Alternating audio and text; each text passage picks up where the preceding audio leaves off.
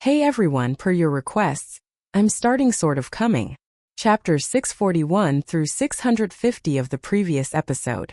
Amid a small world conjured by Mao Xiaodong at the peak of Eastern Splendor Mountain, Qian Ping'an begins refining his second bonded item. Using an ancient tool refinement mantra, he patiently channels his water palace's spiritual energy and martial artist true qi to ignite true flames within his cauldron. He meticulously melts down over 30 rare treasures, including a martial sage's saber relic and a 1,000-year-old ox horn. Simultaneously, Qian Ping'an practices the 18 stops technique to handle the intense killing intent within his critical acupoints. He recites foundational Confucian passages to align his character with the golden scholarly core. Undeterred by the immense difficulty of dual cultivation, Qian Ping'an maintains an unwavering, clear resolve. His profound connection to the sagely texts allows him to perfectly synthesize the mountain's boundless scholarly fortune, successfully refining a flawless golden core to solidify his path to the middle 5 tiers. If possible, you can support me via PayPal or become a channel member to help me keep this channel running. Thank you. Now let's get back to the story of Sword of Coming audio series. Chapter 651. It was said that Sun Yuan and Gao Mian, two like-minded people from different continents, had only become acquainted with each other after almost coming to blows. Various people used enchanted picture scrolls in the cultivation world of the Eastern Treasured Vile Continent, and among them was someone with the nickname Handsome Chivalrous Young Man and the title 10th Tier Martial Artist. He was none other than Gao Mian, the sect leader of the Invincible Divine Fist sect. Indeed, they shared the same manner of speech and the same short temper. The handsome chivalrous young man always liked to scold other people, especially those celestial maidens who were pretentious and materialistic. He especially disliked those celestial maidens who would pick out 1 or 2 generous donors and earnestly make eyes at them and try to please them, flirting openly and completely ignoring all of the other viewers. Meanwhile, Sun Yuan went by the nickname Footlong Spear, and would silently huge sums of immortal coins to his favorite performers. He wouldn't say anything about those whom he disliked either.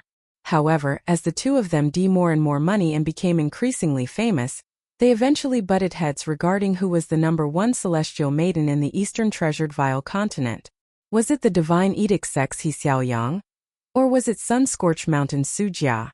The two of them came to figurative blows, with each rebuking the other with each lesser heat coin that they d. Both of them d a huge sum of immortal coins, and the other viewers couldn't help but gasp in amazement. Everyone started to speculate about their identities, wondering if they were the old ancestors of some immortal sect, seeing as to how generous their donations were. They were spending lesser heat coins as if they were snowflake coins, yet there had never been any news about them having affairs or romantic relationships with the celestial maidens. In order to win business for their forces, many female cultivators from smaller forces would go under the knife of those qi refiners who were skilled at the heretical methods of bone morphing, whether voluntarily or involuntarily. They would alter their original appearances and body shapes, and they would care little about whether this affected their fate or ruined the foundation of their great Tao. They had no choice but to ignore these matters, and they would allow those heretical cultivators to freely alter their looks. One time, the handsome chivalrous young man and Footlong Spear had coincidentally come across each other in another stream. During this stream, many perceptive viewers immediately noticed the significant transformation that the celestial maiden from some third-rate force had undergone. Her looks were completely different from before, and this invited a torrent of ridicule and vitriol, with many other viewers also commenting in a derogatory manner. The celestial maiden had felt so embarrassed that she wanted to die, yet she hadn't dared to talk back to the viewers at all. Instead, she continued to apologize the entire time. However, apologizing to the viewers had simply empowered them, and invited even more wanton mockery and abuse.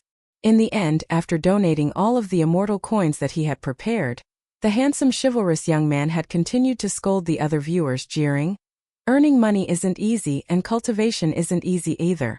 Is this young lady fighting you people for the great Tao? Or has she perhaps killed your entire family? Why do you people insist on insulting her? You bastards shouldn't have been born in the first place. If I were powerful enough, I would travel back in time and smash your parents' beds to smithereens while they were doing the deed with each other." Afterward, the handsome chivalrous young man said to Footlong Spear, "At least you seem to have some balls. However, it's a shame that your tastes are a little lacking.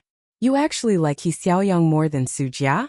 It's clear that you're not a very successful cultivator.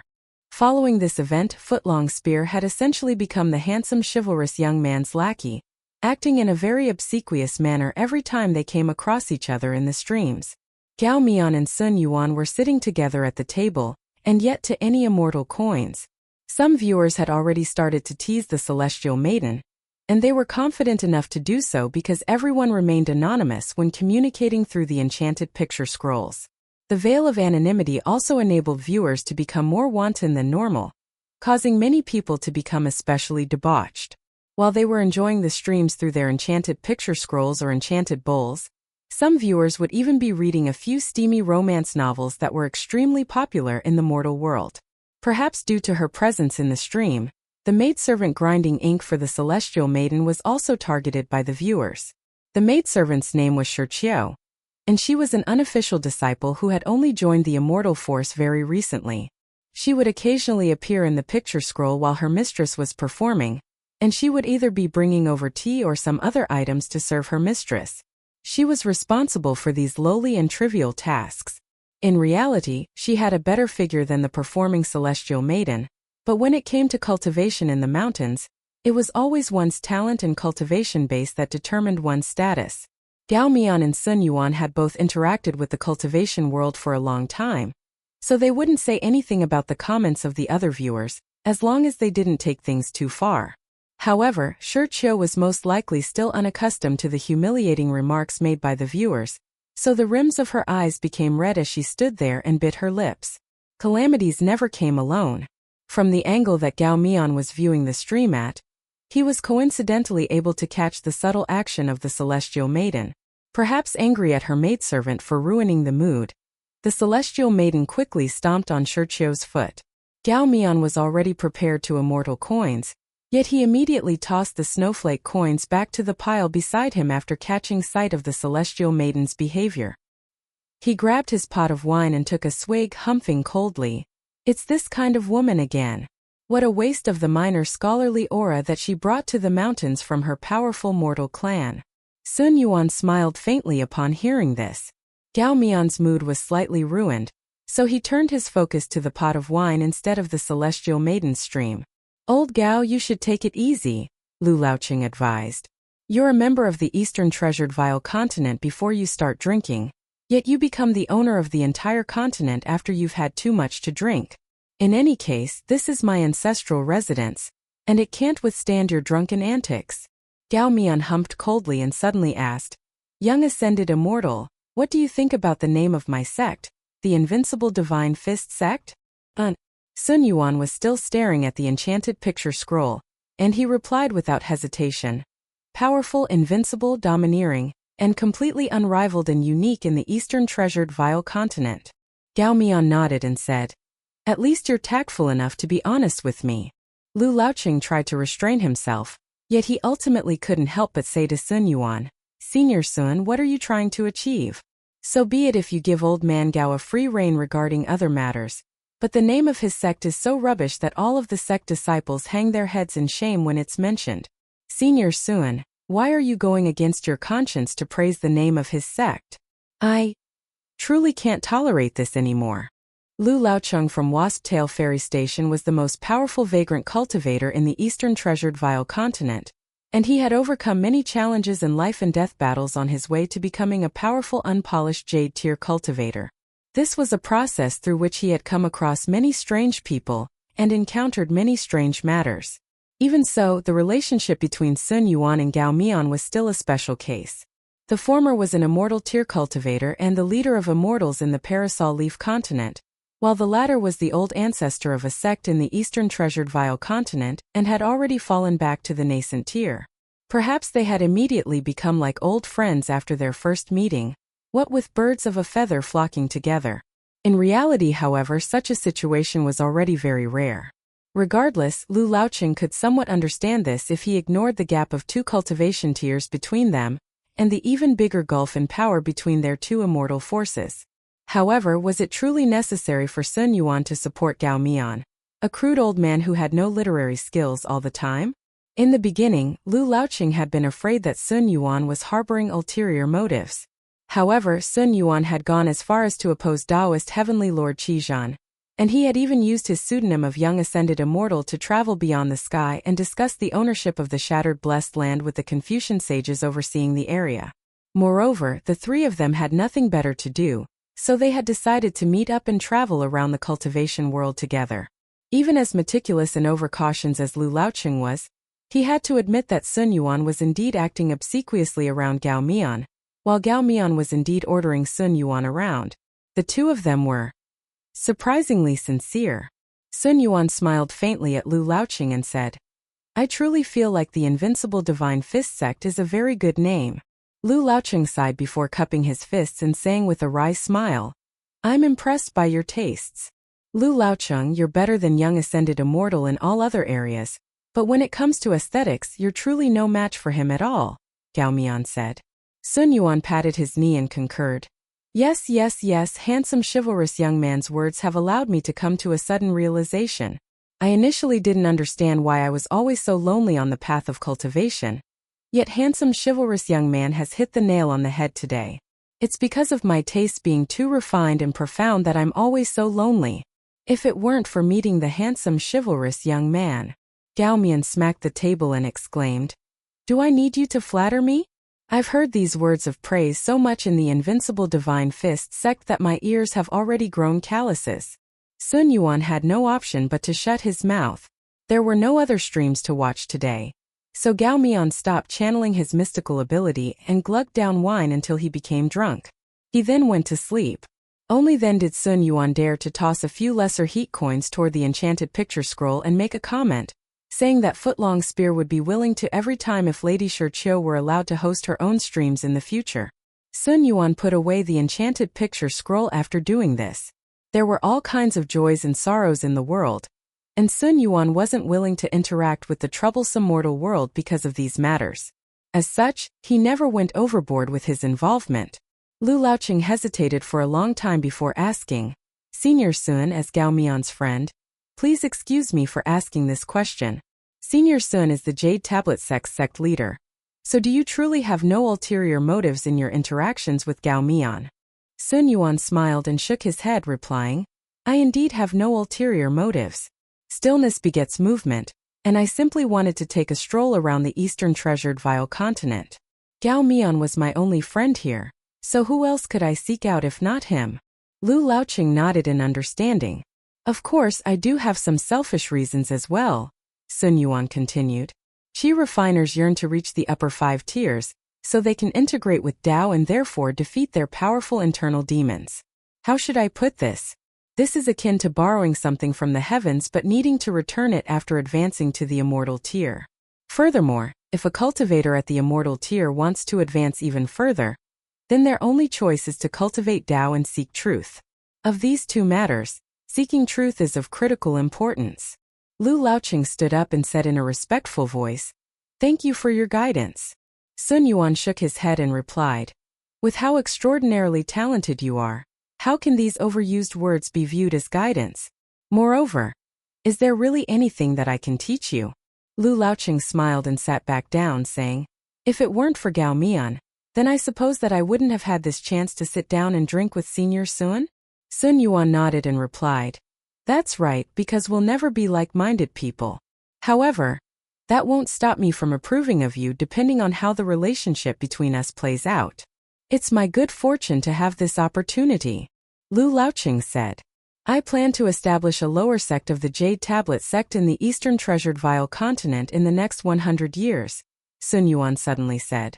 "Zhang Shangjin will be appointed as the first sect leader. So are you willing to join as the chief guest elder?" Lu Laoqing was astonished and he asked, "Does Gao Mian know about this?" Sun Yuan shook his head and replied, "I didn't tell him because I view him as a genuine friend. However, you're different, so it's okay for us to discuss this." Lu Laoqing started to weigh up the pros and cons of Sun Yuan's proposal. Sun Yuan smiled and said, "You don't need to answer me straight away. You only need to give me a definitive response before I leave Wasptail Ferry Station. I won't make any unreasonable requests of you. In any case, you're already quite powerful to begin with. Lu Laoqing nodded and replied, "Please allow me to think over this." Even though Sun Yuan was a profoundly powerful immortal, he was still unaware of the impact of his comment in the stream just then.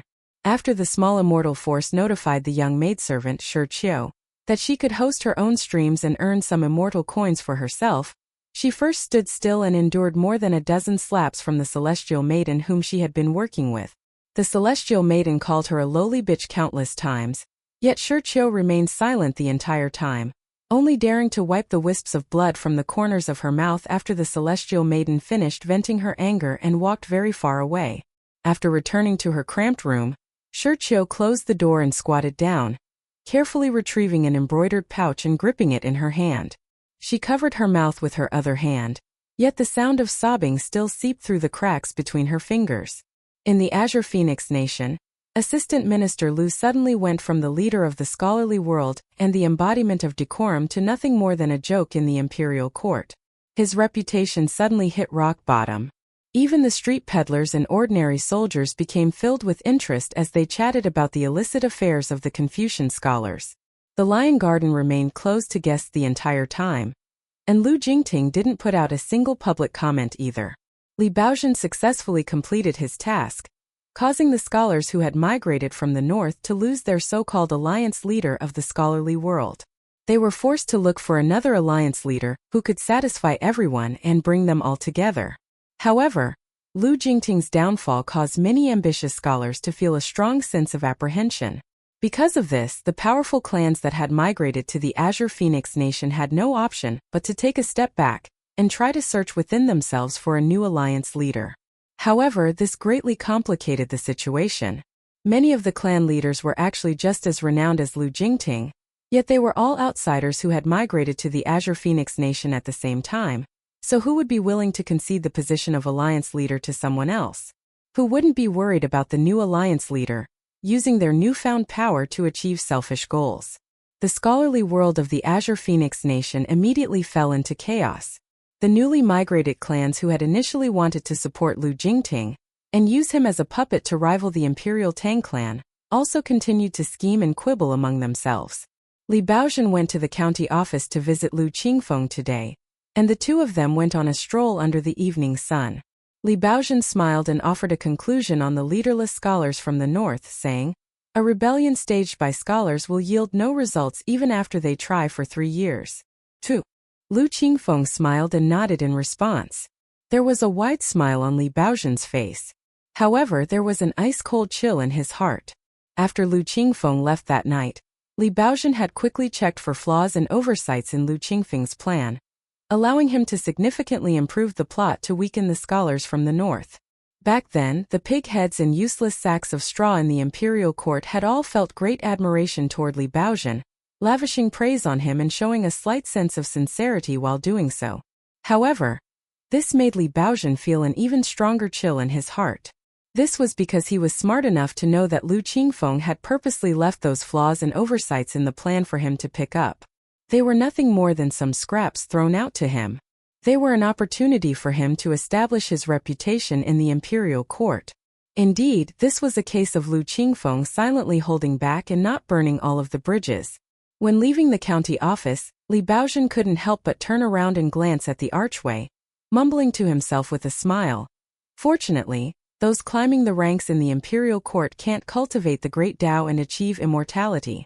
Upon thinking of the petty officials and servants who had sincerely admired County Magistrate Lu in the past looking at him with complicated and distant expressions now, with some even failing to conceal their sense of pity, Li Baozhen immediately started to feel happy again. A spring appeared in his step as he briskly left the county office. Lu Qingfeng returned to his residence and carefully read through the official documents and reports.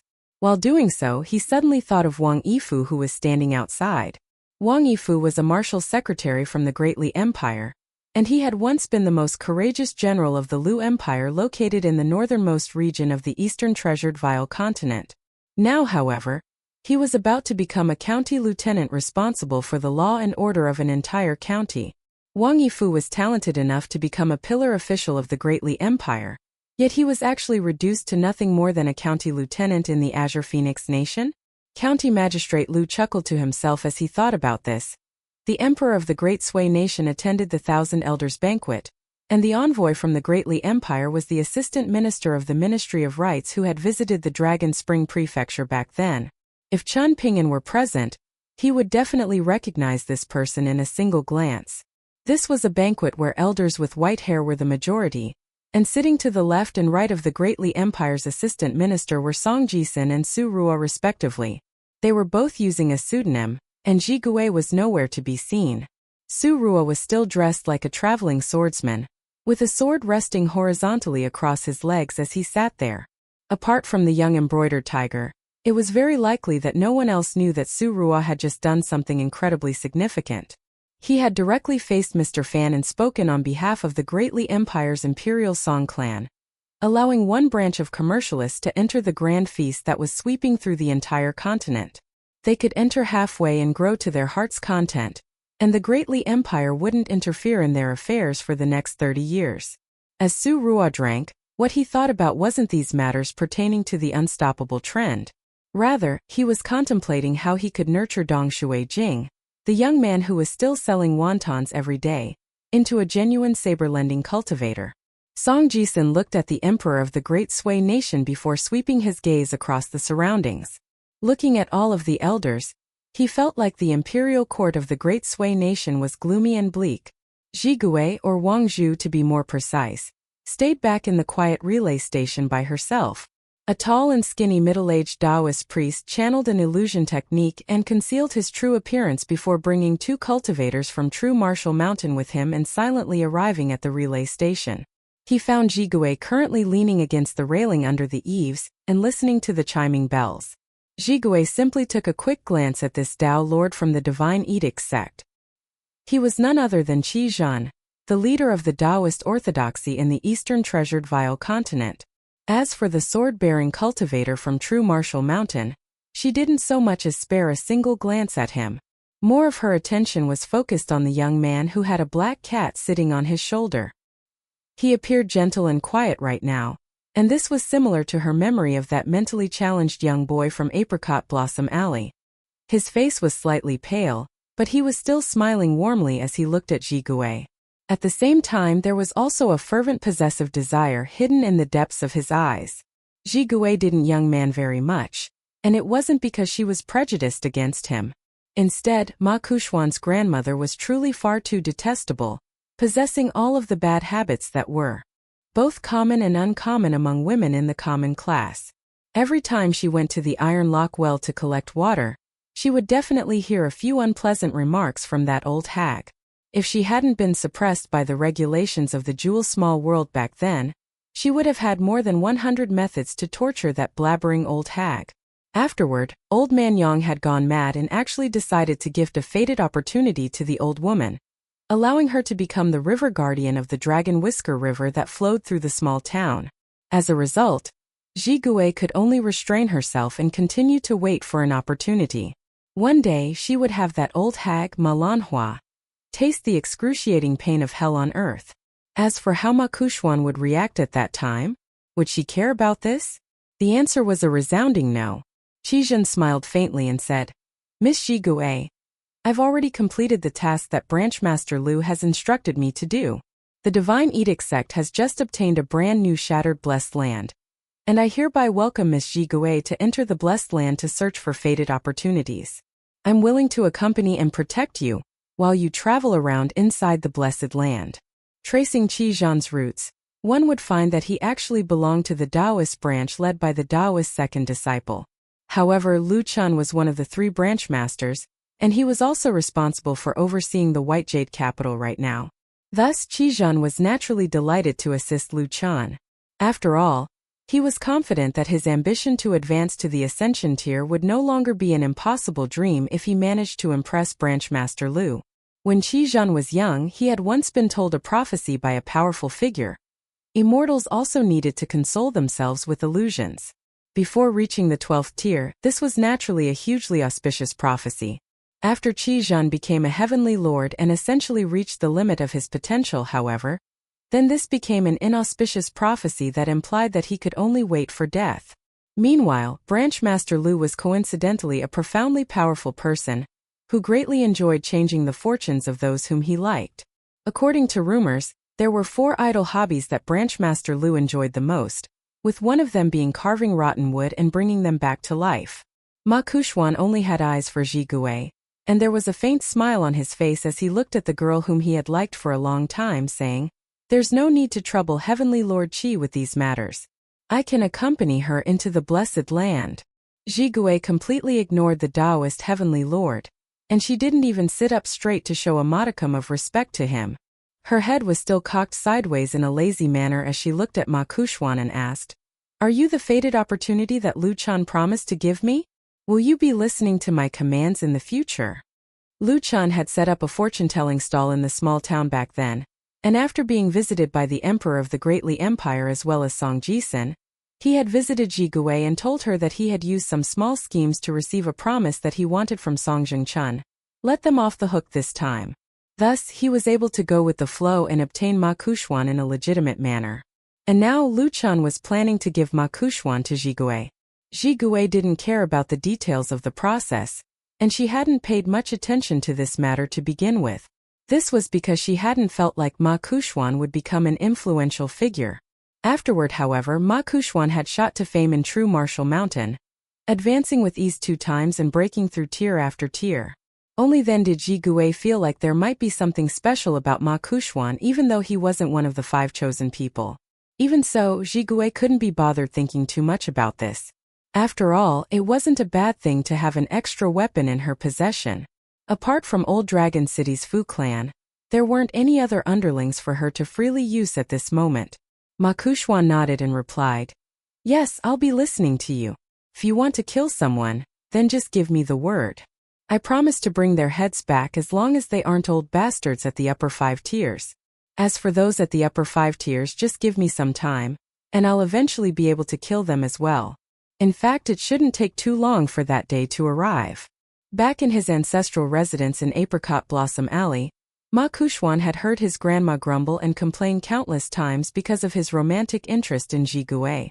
However, this was the only matter on which his doting grandmother had complained to him about. "Then can you kill Chen Ping'an?" Ji Gui asked. The heart of the Dao Guardian from True Martial Mountain jolted when he heard this, and he interjected in a solemn voice, "No." Ji Gui simply fixed her eyes on Ma Kuxuan. Ma Kuxuan smiled wryly and replied, "There are sages guarding Mountain Cliff Academy, so I'm naturally unable to kill Chen Ping'an right now. However, feel free to give me a time limit. For example, 1 year, 3 years, or something like that. To be honest with you, it will be quite difficult to kill Chen Ping'an right now if the rumors are true.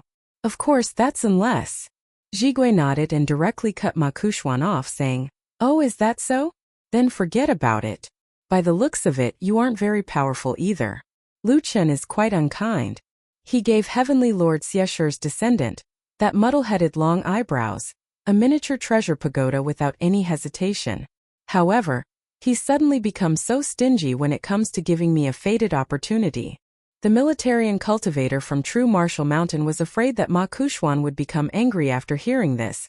Yet when he used a secret technique to observe the mind's lake of the young man, he was surprised to discover that it was as calm as could be. In fact, there was even a sense of joy radiating from it. There was a dazzling smile on Ma Kuxuan's face as he announced, "Just you wait, Wang Zhu. There'll eventually come a day when you realize that I'm the best. Extraordinarily expensive celestial tools? Prodigious cultivation talents? Looking back at these things in the future, you'll realize that they're nothing more than trash and insects." Ji Gui was slightly puzzled and she asked, "What do you like about me? We barely had any interactions in the small town, and I honestly can't even recall whether we had any conversations with each other." Ma Kuxuan was being belittled and insulted by Ji Gui, yet his reaction at this moment would be enough to astonish all of the old ancestors from True Martial Mountain. He was displaying a rare expression of embarrassment, and he didn't respond to Ji Gui's question. Ji Gui suddenly laughed and pointed at Ma Kuxuan, saying, "Ma Kuxuan, aren't you the most renowned and prodigious cultivation talent in the Eastern Treasured Vile Continent right now?" The corners of Ma Kuxuan's lips curled up, and he instantly transformed back into the domineering cultivator, who many people in the cultivation world were familiar with. He was supremely talented, so much so that he made everyone else in the same generation feel a sense of helplessness and despair. Meanwhile, older cultivators would feel like they had wasted hundreds of years of their lives. Most importantly, Ma Kuxuan had left the mountains to train several times, and he had also engaged in many sparring sessions with fellow disciples from True Martial Mountain. During these times, he had shown his ruthless, cruel, and bloodthirsty nature, often turning ordinary battles into life-and-death struggles in an instant. Moreover, he liked to purge his foes completely, not showing any mercy regardless of whether he was in the right or in the wrong. "I'm not a prodigious cultivation talent or whatnot," Ma Kuxuan said slowly. The black cat sitting on his shoulder curled up and raised its paw, licking it in an especially gentle manner. Zhigui looked him up and down for a brief moment before pursing her lips and replying, "Whatever you say. Will you become angry if I kill Song Jisin one day?" Ma Kuxuan asked. Zhigui appeared slightly angry as she glared at Ma Kuxuan and scolded. "Ma Kuxuan, can you please refrain from boasting before you've actually become powerful? Otherwise, it will make you become very unlikable." Ma Kuxuan smiled and replied, "I'll listen to you." The Tao Guardian from True Martial Mountain who had accompanied Ma Kuxuan and watched him grow step by step couldn't help but feel mixed emotions. Meanwhile, Heavenly Lord Qizhan felt indifferent toward these matters. It was only because he respected Branch Master Lu, who had already returned to the White Jade capital, that he remained patient and watched the mundane quibble between his juniors. It didn't matter what Zhigui and Ma Kuxuan's identities and backgrounds were. They would be nothing more than beautiful but fragile porcelain that could shatter at any moment as long as they didn't advance to the upper 5 tiers. Ma Kuxuan's expression became slightly disappointed as he continued, "I'm about to head to the luminous Vermilion Empire to kill a few Earth immortals in order to help me break through to the next cultivation tier. Do I care where you're going?" Zhigui replied in an indifferent voice. Ma Kuxuan laughed loudly before turning to Qizhan and saying, "Then please lead us out of the city, Heavenly Lord." Qizhan nodded and bid farewell to Zhigui before disappearing with Ma Kuxuan and the other cultivator from True Martial Mountain. The large formation surrounding the capital of the Great Sui Nation didn't detect any anomalies. It was as if they were entering and exiting their own home. Among all of the mortal regions outside the mountains in the eastern treasured Vile continent, Heavenly Lord Qizhan was perhaps only slightly apprehensive of the capital of the Great Li Empire. Zhigui rested her arms on the railings, closing her eyes as she started to feel slightly drowsy. She dragged her slender finger across the top of the railing, with her nail causing a sharp grating sound. She then turned her body and leaned back on the railings, tilting her head backward and revealing her shapely body.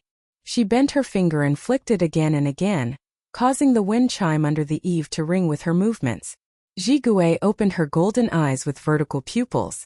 The peculiar phenomenon quickly disappeared. She stood up in a graceful manner and smiled as she looked toward the courtyard door. The faint smell of wine lingered around Song Jisin as he walked into the courtyard. "Was the Thousand Elders banquet fun?" Zhigui asked. Song Jisin shook his sleeves and lamented. "Those old people at the banquet could barely stop themselves from rushing over to skin the 3 of us alive, devour our flesh and drink our blood. We were absolutely terrified." "Didn't they form an alliance of 100 years with the Great Li Empire?" Zhigui asked in curiosity. "They have no bad blood with young master, and the heavy cavalry of our empire didn't charge through their nation either, heading directly south instead. Why are they so hostile?" Song Jisin slumped down against the railing and pondered for a moment before replying, "They're probably accustomed to peace and prosperity, so they can't handle any hardship at all." There was a look of realization on Zhigui's face as she exclaimed, "Is that so? Then this maidservant has a much better temper than them." Song Jisin mistakenly thought that she was talking about the trivial matters that had taken place in the streets and alleys of the small town, so he smiled and replied, "I'll definitely seek justice for you after I become powerful enough." Zhigui nodded and asked, "Young master, you still haven't figured out what's so special about those 3 books yet?" Song Jisin was a little exhausted, so he closed his eyes and rubbed his face before replying, "Perhaps they're just some ordinary books. Maybe I've wasted my time feeling paranoid about them." Song Jisin suddenly reached inside his sleeve and retrieved a 4-legged snake that looked like the type common in regional areas and the wilderness.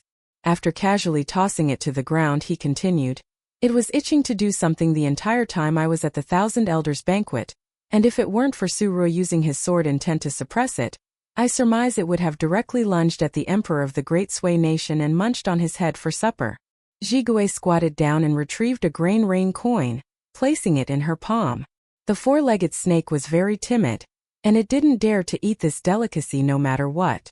Song Jisun bent down and looked at the four-legged snake that now had a small horn-like matter growing out of its forehead, and he said in exasperation, "Just look at how cowardly you are, and then look at that flood dragon at Bamboo Scroll Lake.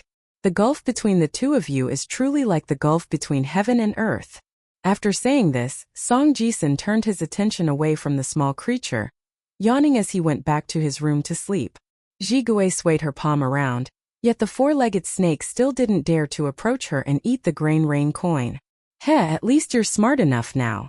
Jigui smiled with squinted eyes and tossed the grain rain coin into her mouth. Meanwhile, the four-legged snake appeared a little aggrieved as it hissed in a soft voice. Jigui clenched her hand into a fist and punched the four-legged snake's head, saying, "To remain idle for long periods at a time, but to make enough to live for years on end once springing into action. Do you not understand this?" She stood up and kicked the four-legged snake, sending it flying into the courtyard.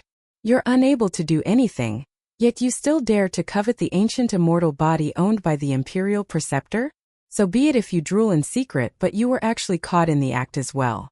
How did I end up with you?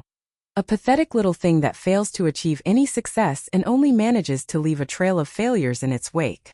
Jigui sat down on the steps and removed a shoe, after which she beckoned at the four-legged snake. This little creature obediently ran over to her side, allowing the angry Jigui to hit it again and again. Prince Gao Xian from the Great Sui nation was currently studying at the newly established Forest Deer Academy, located at the Dragon Spring Prefecture's Cloud Drape Mountain. However, neither the Great Sui nation nor the Great Li Empire tried to purposely conceal this matter. This was the second time that Gao Xian had entered the Dragon Spring Prefecture. However, his first visit had been in the sky, and he had needed to climb up a towering set of cloud steps to reach the Jewel Small World back then. This time, he was genuinely standing on the soil of the Great Li Empire. Cloud Drape Mountain was now the northern mountain of the Great Li Empire. Its title was new, and the academy located on the mountain was new as well. The teaching scholars and the young students in the academy could also be considered new. Forest Deer Academy was funded and run by the Imperial Court of the Great Li Empire, and it wasn't regarded as one of the 72 Confucian academies. The Mountain Master and the Deputy Mountain Master weren't especially renowned, and the latter was once the assistant minister of the Yellow Court Nation, a vassal state of the Great Li Empire.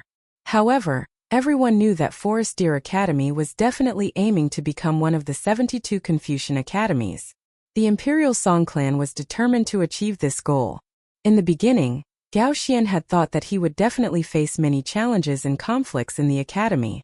At the very least, he would be looked down on and dismissed by the others. Otherwise, he would be tested out by those with ulterior motives, just like what Li Baoping, Yu Lu, and the others had experienced in Mountain Cliff Academy. He would definitely be the victim of some bullying and harassment. However, Gao Xian couldn't help but feel slightly disappointed after staying at Mountain Cliff Academy for several months. This was because no one in the academy, neither the teachers nor the students, treated him, a prince from an enemy nation, with any sense of importance. Almost no one expressed any feeling of clear hostility toward him. Gao Xian had been puzzled about this for a very long time. It was only afterward that an explanation from the old ancestor of the Guiyang Gao clan, who was cultivating in a thatched cottage in Cloud Drape Mountain, had allowed him to come to a sudden realization. In just a short 100 years, the Great Li Empire had transformed from a vassal state of the Lu Empire into the dominant ruler of the northern region of the Great Li Empire. They were no longer eunuchs working to influence another empire, nor were they external clans with little influence and power. War had raged continuously for these 100 years, and death and destruction had been the constant. The Great Li Empire had continued to conquer and engulf their neighboring countries. Because of this, the residents living in the capital of the Great Li Empire came from many different nations. Unlike the imperial court of the Great Sui nation, their statuses wouldn't remain stagnant either. Indeed, those in the imperial court of the Great Sui nation had the same status as their ancestors from 200 or 300 years ago. Gao Xian understood the situation straight away. Running water wouldn't become stale, just as a moving door hinge wouldn't be infested by insects. Indeed, constant activity would prevent decay. However, the old ancestor of the Guiyang clan who had once mingled in the capital of the Great Sui nation as a teacher had also remarked with emotion, "Running water? More like flowing blood." Whenever Gao Xian had free time, he would carry his bookcase and travel to the large mountain in the western region of the Dragon Spring Prefecture by himself. Otherwise, he would wander through the streets and alleys of the small town or stroll through the newly constructed prefectural city in the north. If he went to the prefectural city, he would purposely take a detour to a road that led to a mountain god temple. There he would eat a bowl of wonton at a stall owned by someone with the surname Dong. Stall owner Dong was a tall young man who treated his customers in a friendly manner, and after a few visits, Gao Xian also became friends with him. If Dong Shuijing weren't busy, then he would personally go into the kitchen to cook 2 dishes that they could enjoy with some wine. Gao Xian would occasionally visit an uninhabited residence, and it was said that the owner of this residence was a man called Li Er. His wife's family had now taken over the residence, and they were currently trying to sell it for a high price. However, they had seemingly run into issues at the county office, and this was only natural since they didn't have a title deed for the land. There was a Dragon King basket sitting in Gao Xian's bookcase. Adhering to the secret technique taught to him by the old ancestor of the Gao clan, Gao Xian would pour lesser heat coins into the basket every day, causing the spiritual energy inside to become as viscous as water. Inside the bamboo-woven basket was a slowly swimming golden carp. That was the first time that Gao Xian had met Li Er. Of course, it was also the first time that he had met Chen Ping'an. Gao Xian had already mentally prepared himself before coming to the Great Li Empire. Perhaps a day would come when he needed to hand the Dragon King basket as well as the golden carp to some powerful figure in the Great Li Empire as the price for him studying peacefully at Forest Deer Academy. However, up until today, even County Magistrate Yuan and Prefectural Overseer Wu hadn't come over to visit him yet. Gao Xian was currently squatting by the stream and washing his face, yet he suddenly turned around at this moment, only to see a handsome man dressed in snow-white robes with a golden earring on one ear. Gao Xian hurriedly stood up and bowed in respect, saying, "Gao Xian pays his respects to the formal god of the northern mountain." Weibo smiled and replied, "There's no need to be so polite. I've seen you visit many places, and you always carry the Dragon King basket with you no matter where you go. This won't do. If you trust me, then why don't you open the Dragon King basket and release the golden carp into the stream, allowing it to be raised in flowing water? Using spiritual energy as water is to raise the golden carp in a stagnant manner, and as time goes on, the golden carp will eventually lose its spirit. Its cultivation base might rise very quickly in the short term, but it will ultimately be trapped at the barrier of the nascent tier. Even though the golden carp will absorb much less spiritual energy every day if it lives in the stream, causing its cultivation speed to slow down significantly as well, the benefits outweigh the drawbacks in the long term."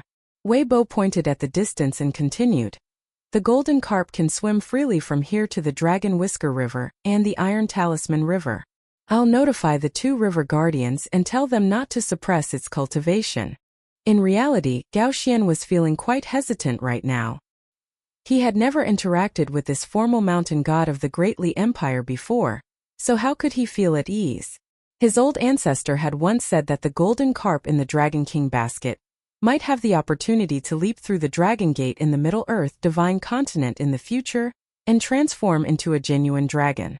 The human mind was meticulous and unpredictable when it came to the Great Tao, and it was filled with all kinds of plots and scheming.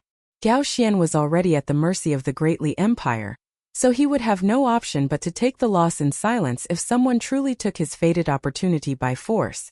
He could only attribute this to the unstoppable trend. At the same time, however, his Tao heart would become increasingly firm. Working hard and marching forward in the face of adversity was the best way to temper one's mind. If he fell victim to someone's schemes and lost a fated opportunity that was already in his hands, however, then he would lose more than just a golden carp. Gao Xian's great Tao would also become damaged and flawed. Weibo smiled faintly and said, "It's okay, there's no rush. It won't be too late to release the carp into the stream if you change your mind in the future." He then turned around and prepared to leave. At this moment, the old ancestor of the Gao clan suddenly flew over from Cloud Drape Mountain and appeared beside Gao Xian, saying to the prince, "You can listen to Mr. Wei. His suggestion will bring many benefits and no harm." Seeing the old ancestor of his clan appear and say this, Gao Xian no longer hesitated and directly opened his bookcase to retrieve the Dragon King basket, releasing the golden carp into the stream. With a happy swish of its tail, the golden carp quickly swam away and disappeared downstream. Gao Xian squatted down beside the stream, still holding the empty Dragon King basket in his hands as he murmured, "Caged for a long time, freedom finally calls." Zhao Yao had followed his grandfather's arrangements when leaving the Jewel's small world on the ox-drawn carriage all those years ago, and he had gone to an immortal force in the central region of the eastern treasured Vile continent near the sea in the west to begin cultivation. Halfway through his trip, however, he had come across a young boy with a birthmark on his glabella. The young boy referred to himself as Embroidered Tiger. In the end, Zhao Yao had handed over the spring seal given to him by Mr. Qi.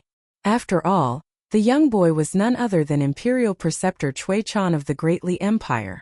Among the most recent batch of students in the private school of the small town, Zhao Yao was the student who had accompanied Mr. Qi the most. Li Baoping and the other children, including Song Jisun whom he admired greatly, couldn't compare to him in this regard. Zhao Yao had continued his journey to the immortal force, and relying on the secret cultivation technique and 2 immortal tools that Cui Chan had given him in exchange, he had managed to transform misfortunes into fortunes every single time. In the end, Zhao Yao had arrived near the immortal force, with the ox-drawn cart already trundling over to the foot of the mountain. However, it was at this moment that the haggard Zhao Yao had suddenly changed his mind and abandoned his ox-drawn carriage, going as far as to untie the ox and grant it freedom. Afterward, he had traveled by himself toward the sea in the west, eventually finding an immortal ferry station that he had only heard others talk about in the past. He had boarded an immortal ship and traveled to the immortal islands that were located beyond the lone hanging sea, and he had then boarded another immortal ship and continued in the direction of the Middle-earth divine continent. Casting one's gaze over the entire eastern treasured Vile continent, only Old Dragon City and its surrounding areas had ferry stations with intercontinental ships.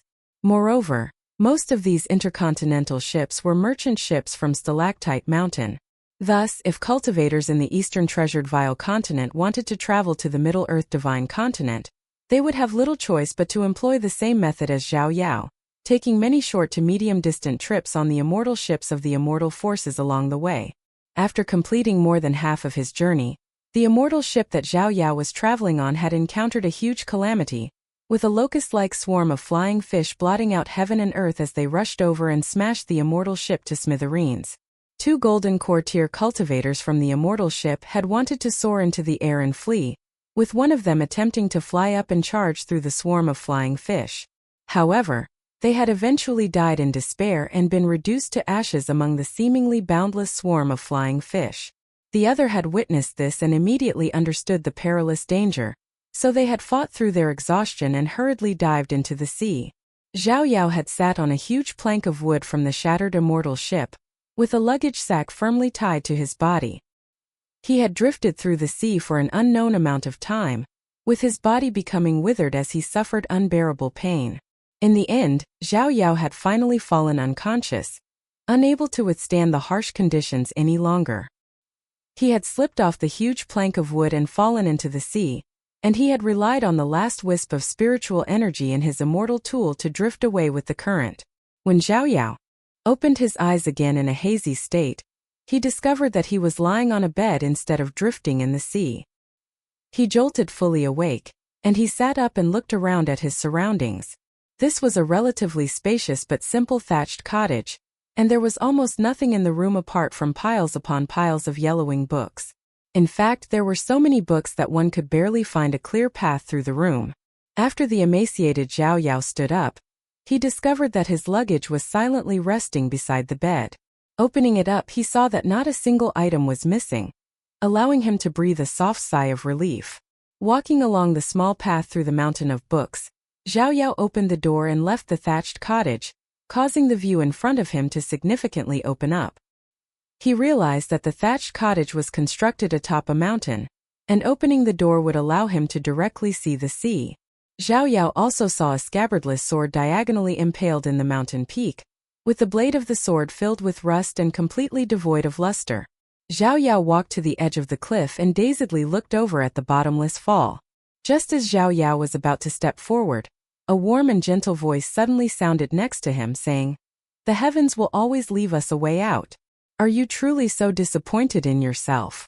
There were tears brimming in Zhao Yao's eyes as he turned around, only to see a slender man in azure robes standing beside him and gazing at the vast sea. Zhao Yao was still a young boy at the time, and he wiped away his tears before suddenly asking, "Mister, you're definitely a powerful person living in recluse, so can you take me in as a disciple? I want to learn immortal techniques." The man smiled and shook his head, replying, "I've never studied under a master before, nor have I ever taken a disciple. I'm afraid of the hassle. I'll send you off after you rest and recover here." "Where is this?" Zhao Yao asked. "The mortal world. Where else can it be?" The man answered with a smile. Zhao Yao didn't hold back, and this was most likely because he was wallowing in despair and in his most fragile mental state. "Of course it is. But I want to know where in the world this is, okay?" he exclaimed in a very rude manner. The man didn't become angry, and he smiled faintly and said, "I'm not being mysterious on purpose. Rather, this is indeed a nameless and ordinary place. It's not an immortal abode, and the spiritual energy here is also sparse.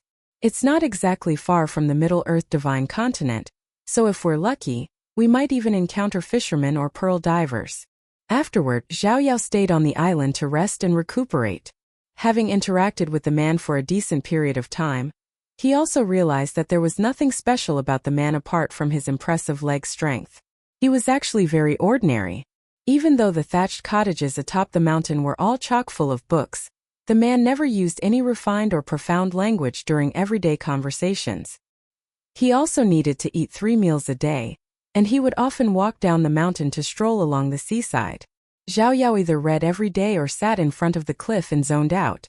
One day, Zhao Yao truly became bored out of his mind and walked over to the sword atop the mountain, wanting to try and pull it out. However, the man appeared outside his thatched cottage and smiled at Zhao Yao, warning him not to touch the sword. "Does this sword have a name?" Zhao Yao asked. "No, it's never had a name." The man in azure shook his head and replied, "Mister, are you someone who became disappointed after failing to succeed in the imperial examinations?" Zhao Yao asked. "Or are you fleeing from your enemies? Is that why you left the continent and came to this island to live in seclusion?" The man shook his head again, saying, "Neither. Things aren't as complicated as you think. There's simply a saying that I quite approve of. Life is full of hardships, and the great Tao is riddled with dangers. Since the path ahead is so difficult, then why not stop and slack off for a moment? Why not take a moment to ponder over things? Mister, are you truly not a powerful person living in seclusion? For example, a golden core tier or nascent tier terrestrial immortal?" Zhao Yao asked in an uncertain manner. The man smiled and responded with a question of his own, saying, "I'm naturally not an earth immortal or whatnot. Moreover, what does it matter to you even if I am?" Zhao Yao lived on the island for close to 2 years. The island wasn't very big, and Zhao Yao was already able to wander around the entire island by himself. Just as the man had said, he could sometimes encounter fishermen if he were lucky enough. Of course, there were also pearl divers who engaged in a much riskier trade. However, they could potentially go from rags to riches overnight. Zhao Yao's mental state gradually stabilized, and he voluntarily told the man about his ambition to travel around the Middle Earth divine continent. The man nodded and said with a smile, "Be careful during your travels, and remember not to become too disappointed in yourself. Perhaps becoming disappointed in yourself is the most disappointing thing that can happen." Zhao Yao became slightly embarrassed, and he retrieved a hornless dragon paperweight carved from wood, saying, "Mister, I want to give this to you as a token of gratitude for saving my life." The man waved his hand, appearing slightly exasperated as he said, "Since when did the outside world become? When has extending a simple helping hand to save others become a hugely virtuous deed?" Zhao Yao was extremely stubborn and he insisted, "Mister, you might not seek repayment for saving me, but as the person who was saved, I can't just ignore the debt of gratitude. This is my most valuable possession, so it's perfect as a token of gratitude for you." The man smiled and said, "By the looks of it, the world hasn't become too terrible yet." However, he ultimately didn't accept the paperweight. Zhao Yao traveled on a self-made wooden raft to sail back to the main continent. Before leaving, he stood on the raft and bowed in respectful farewell to the man standing on the shore. Afterward, the man continued to live a leisurely life on the island. One day, the sword impaled on the mountaintop suddenly started to ring softly. The man stood beside the sword and looked toward the eastern treasured vile continent, saying with a faint smile, "There's no need to worry about that ancient history." The ringing of the sword gradually grew fainter and fainter until it eventually stopped. Sometime later, two guests suddenly materialized on the island, with one being an old Taoist priest with a bulbous nose and one being a young Taoist priest. The latter hurriedly squatted down and started to vomit after arriving on the island. From the alley in the village located in the southeastern region of the eastern treasured vile continent to the western seashore of the continent, and then to some lone island in the sea controlled by a sect-level immortal force and finally to this island, the young Taoist priest had already vomited again and again. The old Taoist priest hurriedly squatted down beside his disciple and gently patted his back, saying with a guilty expression, "It's okay, everything will be fine.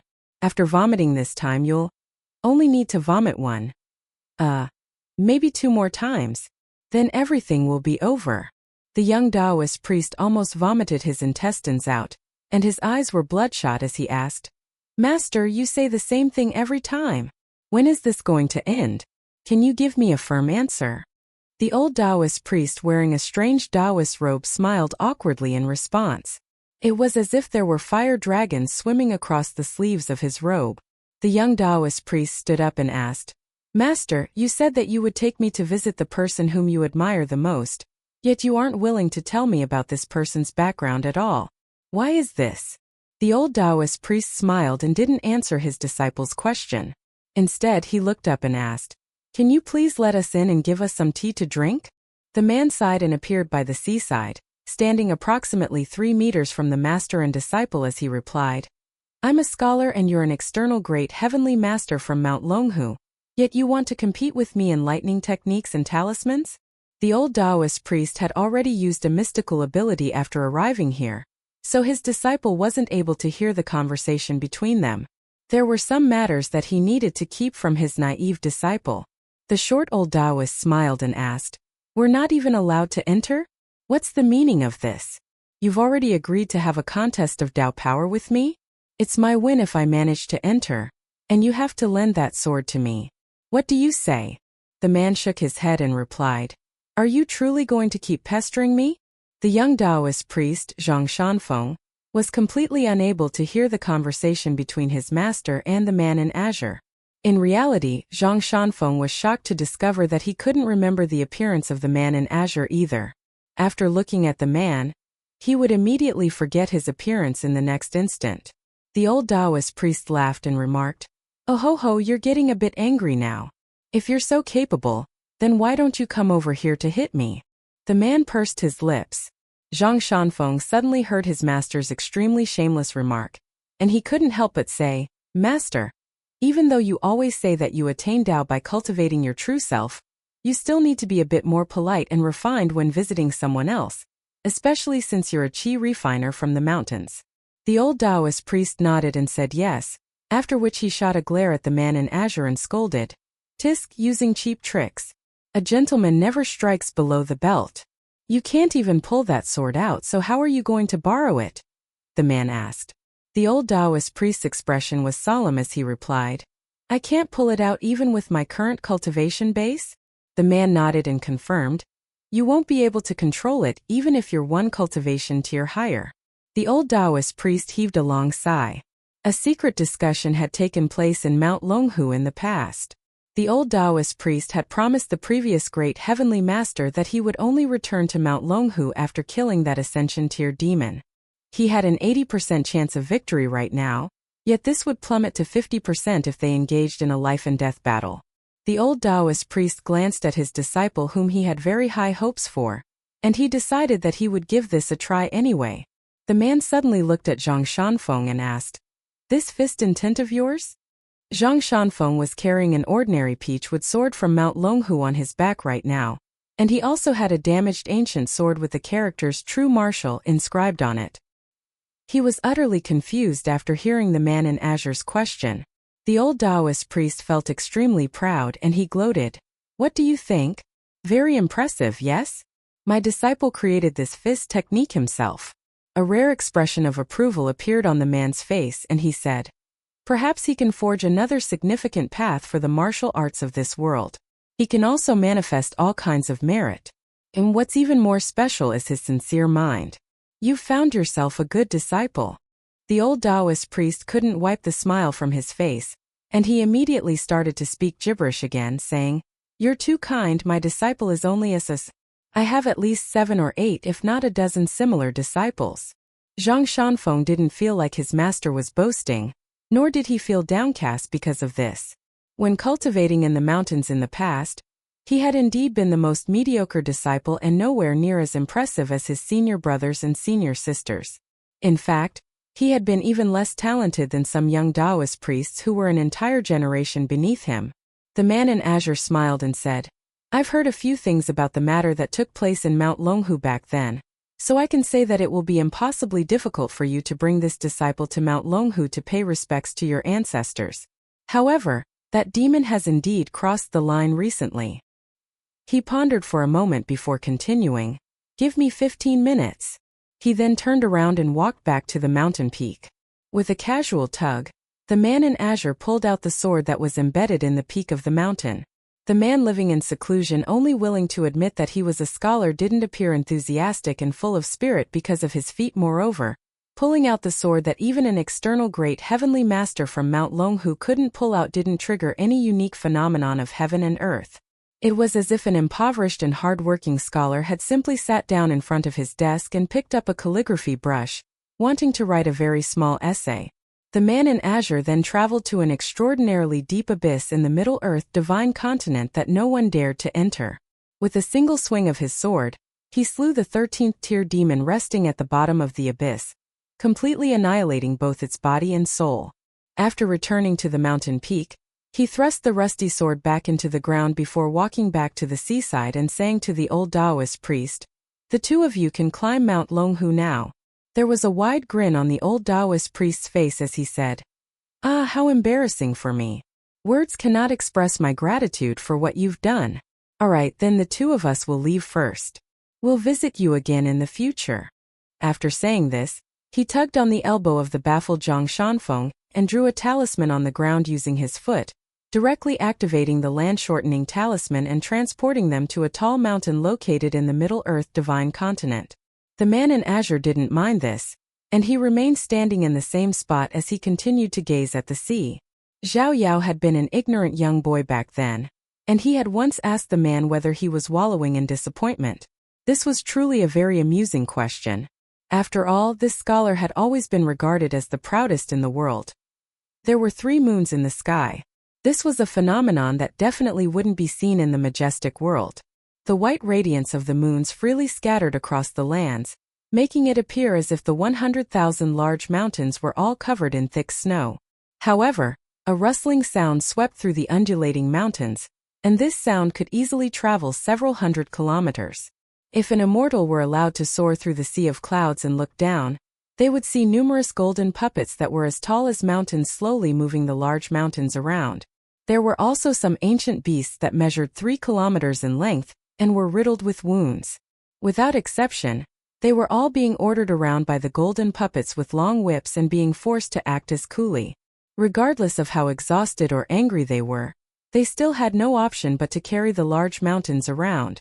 They would occasionally be granted a brief moment of respite, and during these moments, the exhausted beasts would use the mountains as their pillows as they slept. These beasts no longer possessed their innate ferocity. This had already been worn away by their endless suffering. In this world, this scene could only be spread through word of mouth. However, the descriptions slowly changed, becoming more and more incorrect as time went on. The rumors in this world were now vastly different from the reality of the matter. This was because no one dared to wantonly fly over these 100,000 large mountains without permission. There was a dilapidated thatched cottage above the tallest peak, and there was a vegetable garden with a rare brush of green behind the cottage. There was also a crooked wooden fence surrounding the cottage, and an emaciated guard dog was lying at the door and panting softly. A skinny old man was standing in an empty area in front of the door, and he scratched his cheek as he faced the large mountains and pondered on some unknown matter. The emaciated dog suddenly jumped up and bounded forward before furiously barking in a certain direction. A majestic gust of astral wind swept forward in a formidable manner, directly blasting apart a sheet of dark clouds that was covering one of the three moons. The old man remained unfazed. After the sheet of dark clouds was destroyed, numerous golden puppets around the mountain where the thatched cottage was located stood up, each holding a huge and seemingly exaggerated weapon in their hand. Many of them were holding long spears crafted from the snow-white skeletons of the beasts and demons. One of the golden puppets tossed its bone spear into the sky, triggering a series of thunderous booms and making it seem as if a brand new world were about to be created. The bone spear raced toward two pea-sized figures that were located extremely far away. The two individuals who were visiting from a faraway place were both assuming the form of humans at this moment. One was a tall and sturdy old man wearing a bright red robe, and there was an undulating sea of blood flowing across the surface of his robe. At the same time, there were also vague outlines of faces twisted in agony attempting to crawl out from the sea of blood. However, these anguished faces would disappear in a flash as they were rapidly dragged down and engulfed once more by the sea of blood. The sturdy old man was also wearing a pitch-black belt of unknown material, and numerous fragments of shattered swords were embedded inside the belt. There was a youthful-looking junior standing beside the old man, and a sword hanging on each side of his hip.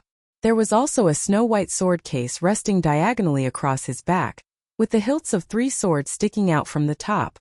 A fervent expression appeared in the young man's eyes as the bone spear approached its target, yet what he was looking at was the back of the old man standing atop the mountain rather than the bone spear that was rushing toward them. The old man in red simply glanced at the bone spear, yet this was already enough to obliterate the spear and send its minuscule fragments into the surroundings. Many other weapons rushed over, yet they all suffered the same fate as the first bone spear, shattering into pieces before they could reach the two visitors. The old man in red became slightly angry. He wasn't angry about these attacks, and he was instead angry about the old man atop the mountain looking down on him so severely. He was merely being attacked by those golden puppets? The old man atop the mountain should have at least released those old friends from the underground dungeon to welcome him. The old man in red chuckled coldly and exclaimed, "Blind old man, have you genuinely forgotten who the owner of this place is after living in someone else's territory for too long? Are you using these golden puppets to tickle me?" After saying this, he immediately launched a palm strike and smashed a golden puppet into the ground, causing plumes of dust to rise into the air. He then continued to attack again and again, and it was as if firecrackers were being set off as the towering golden puppets were smashed into the ground one after another, completely disappearing from view. The short old man standing atop the mountain finally turned around and looked at the two great demons standing at the zenith of this world. His eye sockets were surprisingly empty, and it was as if they were two pitch-black and bottomless abysses. The short old man who had been referred to as blind old man continued to scratch his cheek. Theoretically speaking, if a cultivator at the 13th tier, or the elusive 14th tier with very few members, fought against an opponent at the same cultivation base on their home turf, they would generally be in an undefeatable position and might even have an opportunity to kill their opponent. Of course, this was unless their opponent possessed an unreasonably powerful weapon. However, such weapons were incredibly rare, and few of them existed even if one cast one's gaze over the several worlds. Apart from the 4 swords, there was also the white jade capital, the Buddhist beads, a book, and a few other items. Especially after one advanced to the first tier of the 2 lost tiers, if one were bored out of their mind and decided to create a ruckus in another world, then it was only natural that they would be suppressed by the regulations of the great Tao of that other world. However, the heaven was boundless and the earth was vast, so it wasn't strange for there to be a handful of exceptions. For example, the blind old man was an outsider living in the savage world, yet he was surprisingly leading a more carefree life than the actual owners of this world. Similarly, the stinky Taoist priest in the majestic world was also able to roam around freely. "It would make a bit more sense if that person came to visit me instead," the blind old man replied in a hoarse voice. As for the two of you, I won't hold back if you continue to stand so high up. The young man carrying 5 swords smiled in response. As one of the youngest great demons at the upper 5 tiers, he had participated in that earth-shaking battle to decide the outcome of the war, and had even defeated the sword immortal from the Sword Chi Great Wall, ultimately causing his opponent to become the gatekeeper of Stalactite Mountain. He felt like the blind old man beneath them was indeed very powerful and impressive, yet he wasn't powerful and impressive enough to act in such a wanton manner. The old man in red had a dark expression, and his ferocious and violent aura was almost about to freeze the flow of time around him. In the end, however, he humped coldly before turning around to leave. The young great demon sword immortal hesitated for a brief moment, and a slightly hurried voice immediately sounded in his mind's lake, exclaiming, "Hurry up and leave!" A colossal pulling force suddenly enveloped the great demon sword immortal. The great demon sword immortal was just about to seize this opportunity to unleash a sword strike and do battle with the blind old man. Yet he saw the old man in red roaring in anger as he rushed over to grab him by the shoulder and furiously tossed him toward the sky.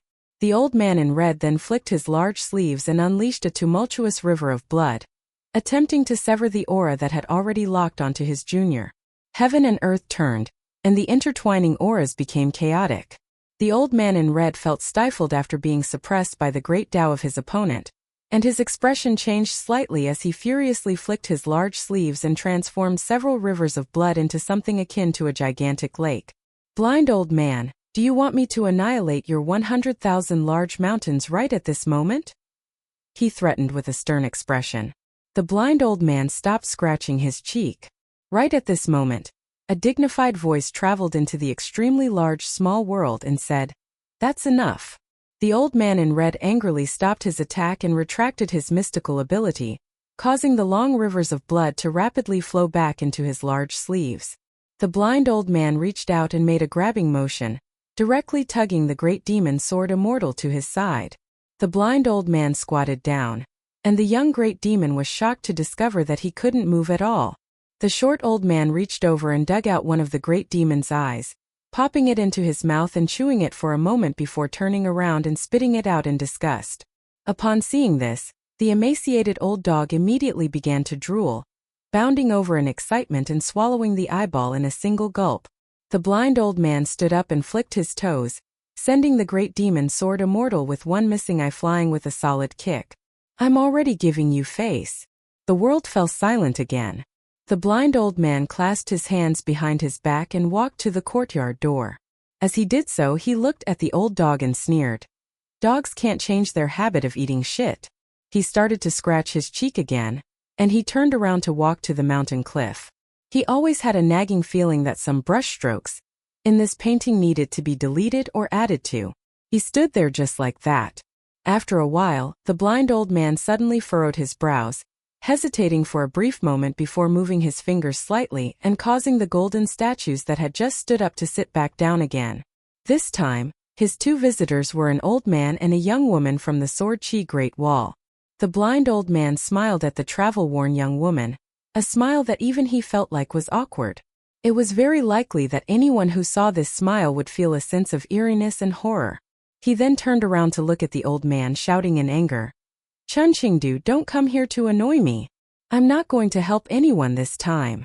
The visiting old man was none other than Chun Qingdu from the Sword Chi Great Wall. "Are you still human?" Chun Qingdu asked.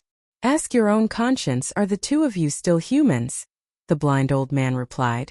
"I am," Chun Qingdu replied with a nod. The blind old man fell silent for a moment before asking, "Regardless of how intense the conflict between the two worlds is, can it be as intense as it was back then? At most, the conflict will merely shatter that so-called singularity into even more pieces. This was the case back then, so will anything change after 1,000 years or 10,000 years? Aren't the worlds still as pathetic as always? What is the purpose? Perhaps it's better to overthrow everything and completely obliterate the worlds, allowing everything to return to a state of singularity." "You deserve to be blind," Chun Qingdu said. The blind old man suddenly chuckled and said, "That's still better than being a guard dog for someone else like you.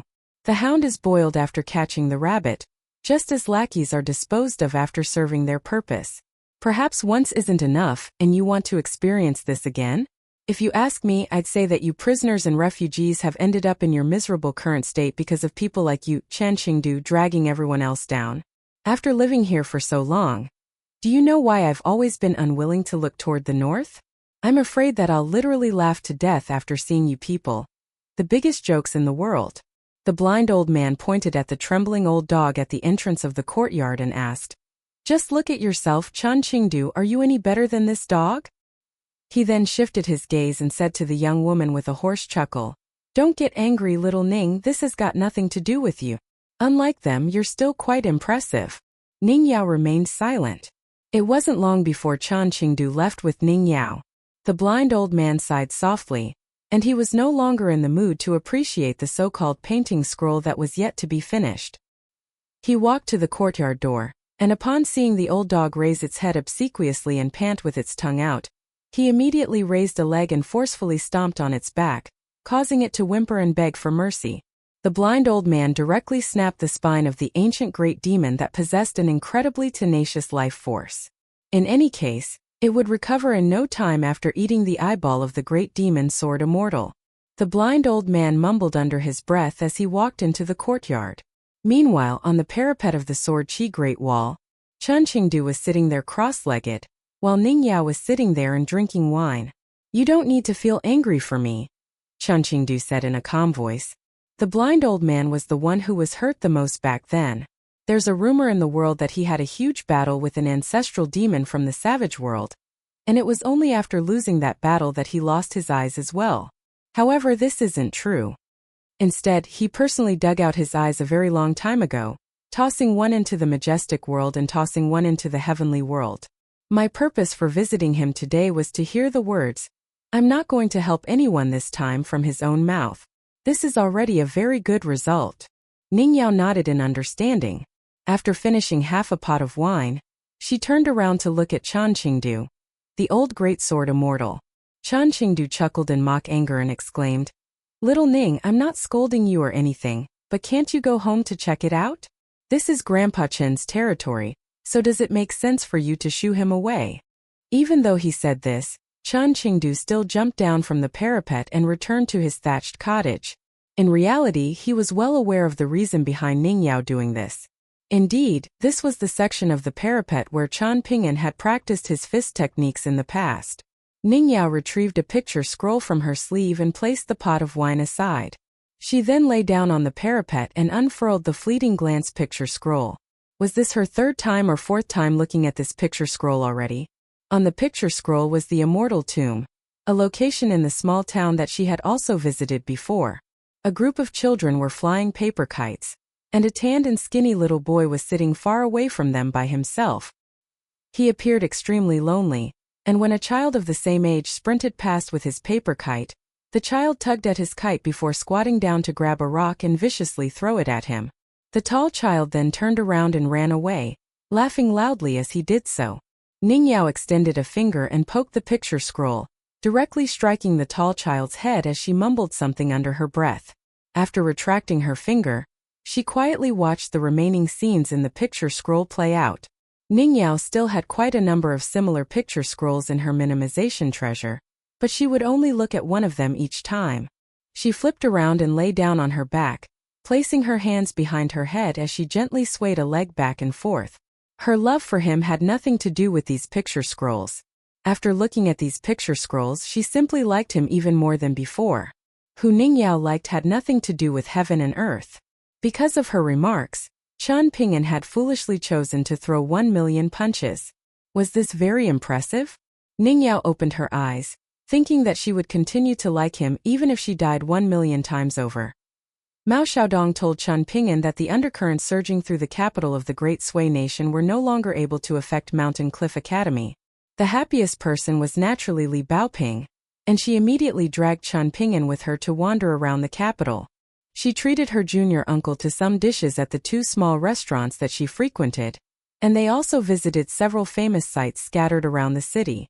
After wandering around the city for more than half a month, Li Baoping still claimed that they had only visited a little more than half of the interesting locations.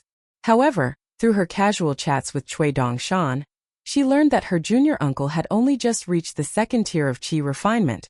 meaning that it was a critical time for him to absorb the spiritual energy of heaven and earth at every available opportunity. Because of this, Li Baoping planned to follow the rules of her hometown, saving the remaining guided tours for later. Chen Ping'an started to properly cultivate. He used the pure yang energy of a certain period in the day to nurture his organs and bones, and to resist sinister external auras and impure qi from detrimentally affecting his acupoints. He used the clearing energy of a certain period at night to nurture the 2 acupoints that he had already unlocked and placed bonded items into. Because the refinement of the golden scholarly core was deeply related to the cultivation of Confucian scholars, Mao Xiaodong personally retrieved a collection of poems to provide guidance to Chen Ping'an, reciting 100 or so of the most renowned poems in history. During this process, Mao Xiaodong also learned that Chen Ping'an hadn't visited a single ancient battlefield, even though he had traveled so extensively through 2 continents. Instead, Chen Ping'an had only seen a group of monks reciting Buddhist scriptures on an ancient battlefield in the tiny lotus flower-blessed land. Thus, Mao Xiaodong was forced to lecture Chen Ping'an again. Mao Xiaodong had already deactivated Chen Ping'an's day and night wandering deity true body talisman. Otherwise, it would be a bad outcome for Chen Ping'an regardless of how high-grade the talisman was, and how slowly the spiritual energy drained away. As for how to reactivate the talisman, Cui Dongshan had gone away to experiment and mull over it after Chen Ping'an had given him a detailed description of the talisman and its origin. In the end, he had genuinely discovered a way to reactivate the talisman. However, Chen Ping'an turned down his request. Pei Qian accompanied Chen Ping'an and Li Baoping a few times. Yet she eventually decided that staying back at the academy was more relaxing. After all, leaving early in the morning and returning late at night would leave her completely exhausted. Indeed, it was nowhere near as relaxing as boating to Li Huai and playing 5 in a row with him. Thus, she found an excuse to stay back at the academy afterward. Chen Ping'an didn't mind, as he felt like Pei Qian had already walked a very long distance with everyone else. Chen Ping'an allowed Pei Qian to stay at the academy and play, but he continued to check her transcriptions every day, and also asked Julian to supervise her as she practiced walking meditation and sword and saber techniques. Regarding martial arts cultivation, it wasn't important whether Pei Qian worked hard or not. Chen Ping'an didn't view this matter as a high priority. Even so, Pei Qian had to practice martial arts for at least 15 minutes a day. Mao Xiaodong frequently chatted with Chen Ping'an, and something that he once mentioned was, laws and decrees are merely tools used to govern a nation. They're not the fundamental reason behind whether one's governance is good or bad. It was most likely the case that Mao Xiaodong was afraid that his junior brother, Chen Ping'an, would accidentally stray further and further down the path of legalism. Thus, he had no option but to give this warning. At the time, Mao Xiaodong had smiled and added, "This isn't a statement made by a Confucian scholar, and it's not the case that we're purposely belittling legalism to promote Confucianism. Rather, a historically renowned and ruthless legalist from the Middle Earth Divine Continent said this himself." Chen Ping'an had nodded in acknowledgement. Pei Qian often hung out with Li Huai in Cui Dongshan's courtyard, and the 2 of them liked to read the several novels about the cultivation world again and again. However, their reading speeds were different, so they would always end up arguing about when to flip the pages. Li Baoping would occasionally read with them as well, but her interests were slightly different from those of Pei Qian and Li Huai, both of who liked to read about bloody battles and soul-stirring fights to the death. Li Baoping also liked reading about these things, but she liked reading about those characters without a name even more. She liked to ponder on these characters, mulling over why they would appear at that specific location and act and speak in that specific manner. One day, Julian retrieved a stack of drafts that he had written, and this was a story about numerous chivalrous women suffering misfortune in the cultivation world, being humiliated by both renowned individuals and nameless lackeys. Yulu secretly read these drafts, and he exclaimed that the story was simply amazing. Julian felt like Yulu was indeed a like-minded person, so he developed a very good relationship with the young man. Cui Dongshan's study was filled with ancient paintings that radiated with immortal auras, and there were paintings of birds and flowers, mountains and rain, and also old men fishing in a river during winter. That night, however, Li Huai and Pei Qian decided to gild the lily, adding their own modifications to the renowned paintings without permission and completely ruining the paintings.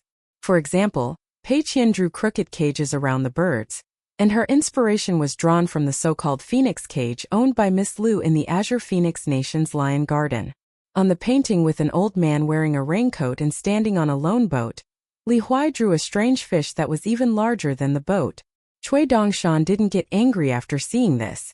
One day, Cui Dongshan obtained a peculiar painting from the palace, one which depicted skeletons and ghosts escaping from the summer heat. Cui Dongshan was extremely proud of obtaining this painting, and he said that he was going to show it off to Pei Qian and allow her to broaden her horizons.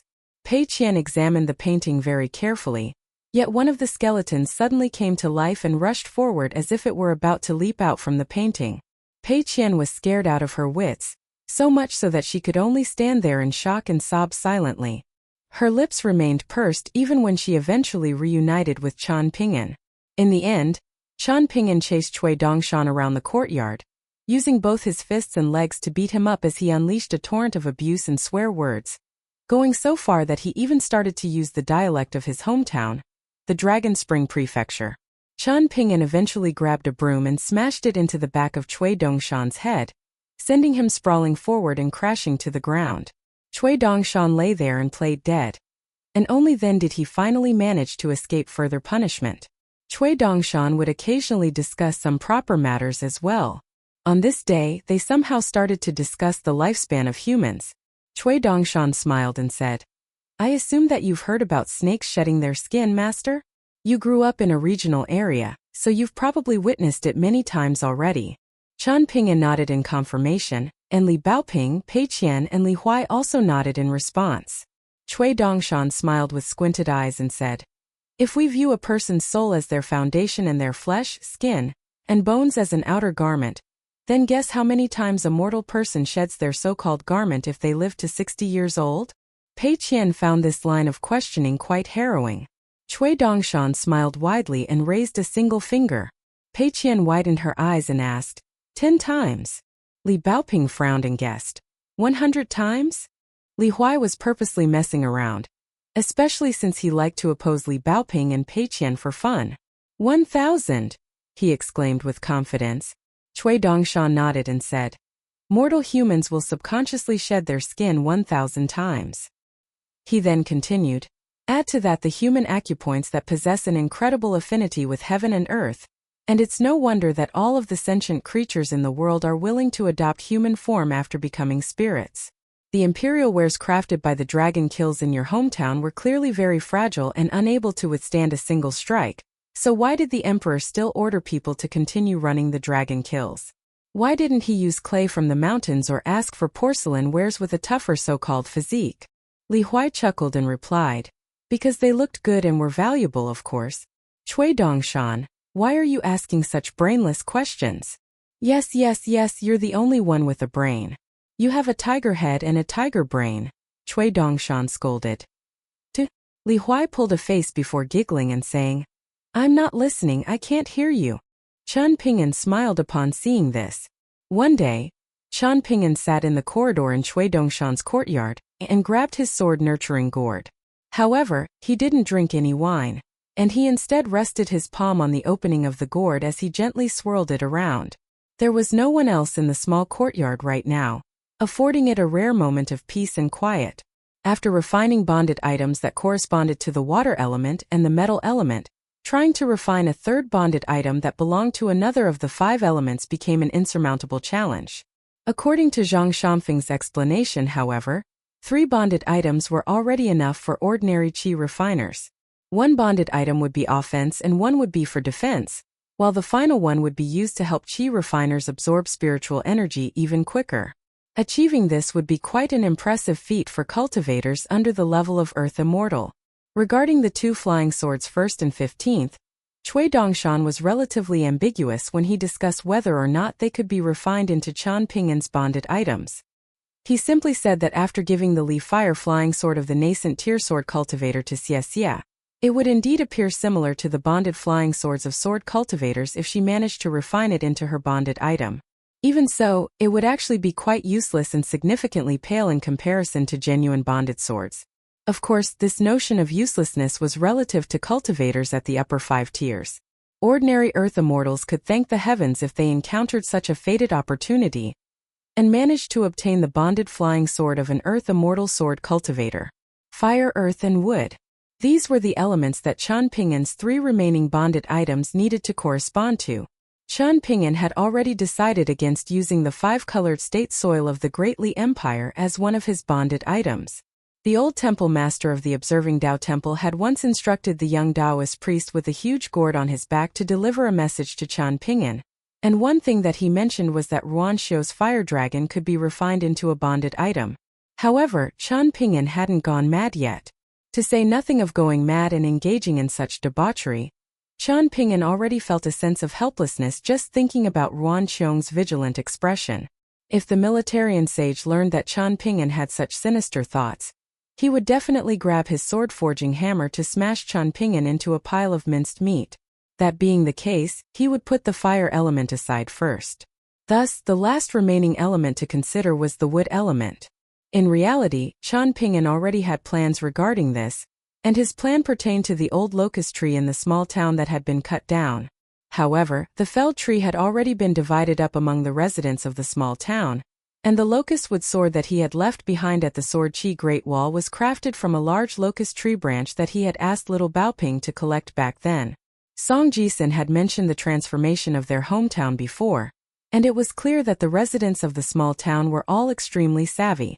Oxhorn Mountain's cloth wrapper shop was also very sharp when it came to valuable items, so Qian Pingin wouldn't necessarily have a chance to obtain valuable items at a low price. Qian Pingin scratched his head in anxiousness. He leaned back and lay down.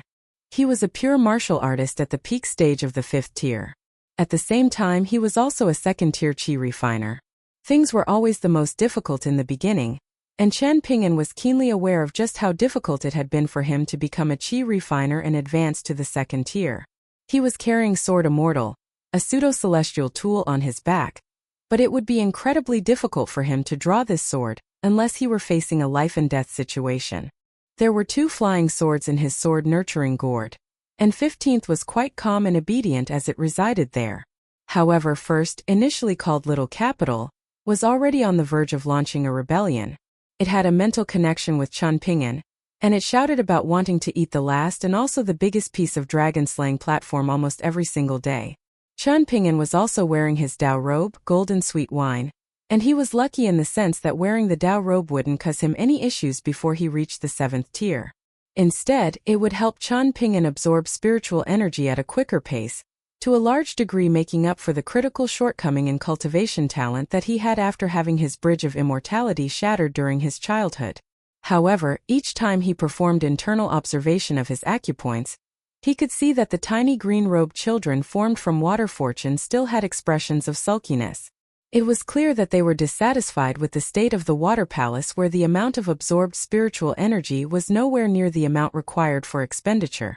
As a result, they were stuck in an awkward situation where their skills couldn't be put to good use, causing them to feel extremely aggrieved.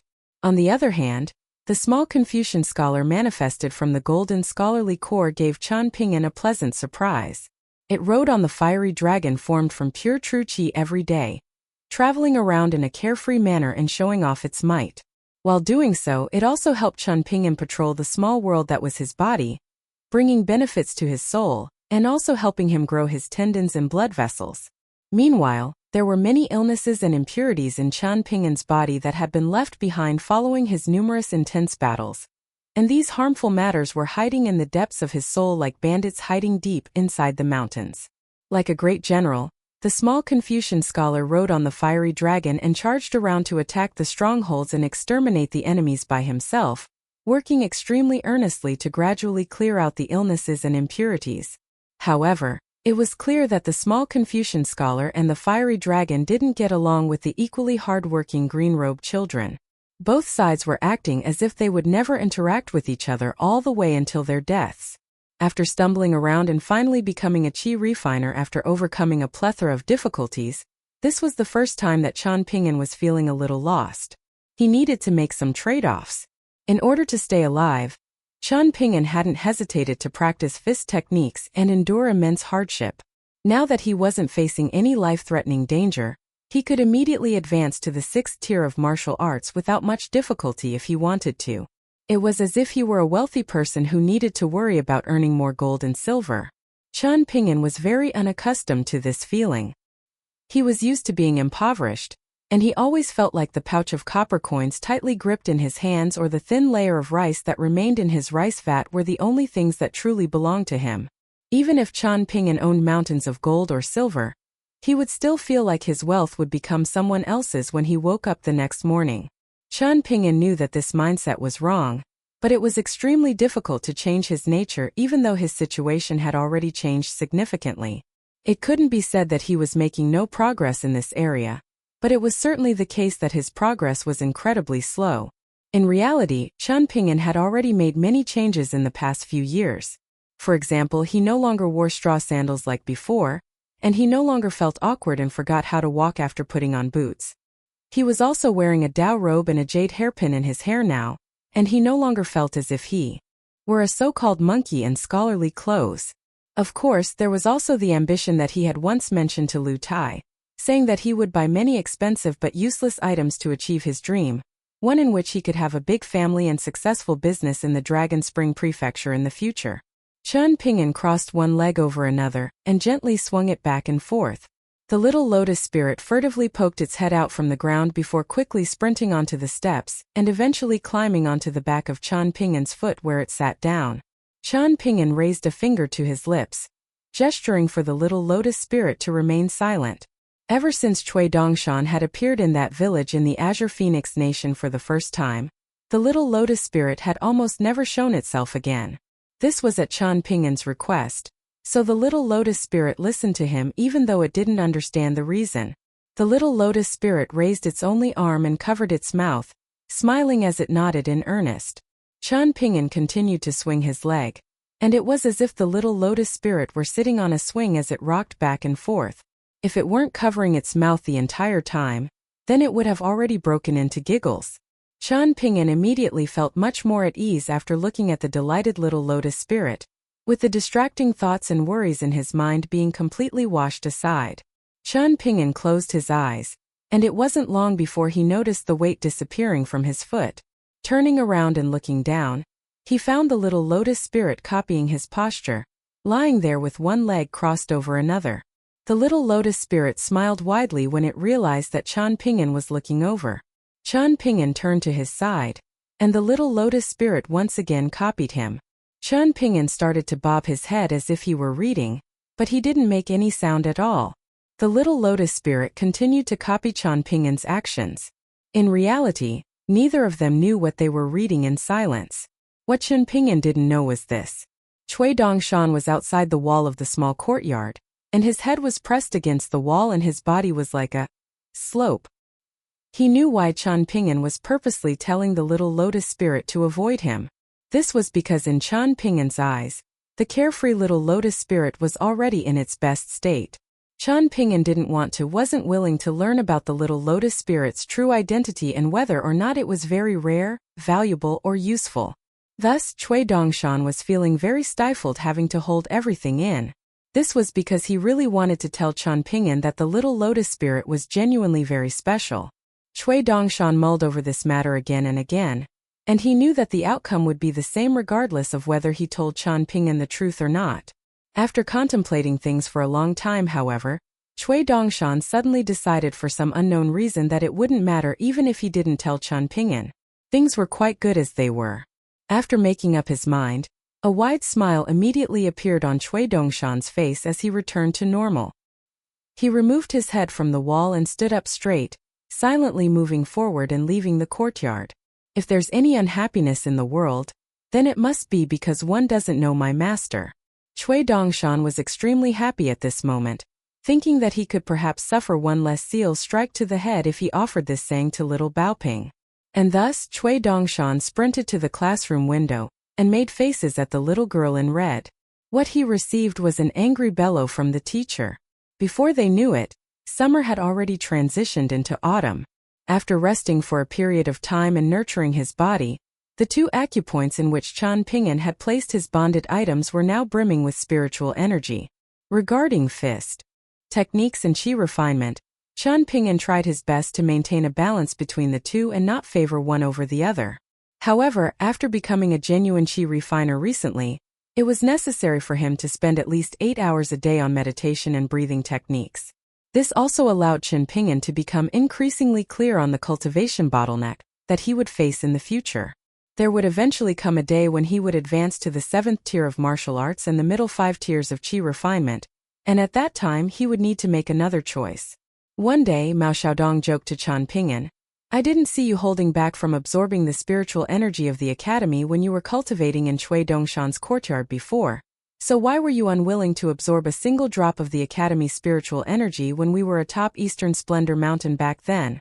Were you being overly fussy?" After adhering to the fundamental rules, one can be more flexible and take into account the local customs and personal relationships, Chen Ping'an replied. Cui Dongshan, Xie, and Lin Shui can all rely on their cultivation bases to absorb spiritual energy in this courtyard. And this behavior is also something that the academy tacitly views as acceptable. That being the case, I can naturally absorb spiritual energy in the courtyard as well. To draw an analogy, one can view Eastern Splendor Mountain, the area outside the small courtyard, as the majestic world. In that sense, the small courtyard can be viewed as a nation or a small world. Since I'm not going against my conscience or the rules and etiquette of Confucianism, I'm naturally free to act as I please. Chen Ping'an paused as he spoke, using these brief moments to contemplate before he continued his response. Mao Xiaodong nodded in response. By the looks of it, he hadn't wasted his breath in speaking those well-thought-out and well-intentioned words to Chen Ping'an when he was refining the golden scholarly core atop Eastern Splendor Mountain back then. This is originally a warning to noble individuals, alerting them to the importance of keeping a low profile and acclimatizing themselves to a society that isn't very good, Chen Ping'an replied. In terms of how society isn't good, I can't explain this right now.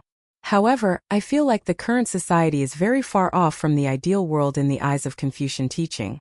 As for why I think this, I can't find a good explanation either. Moreover, I feel like there are some issues with this saying.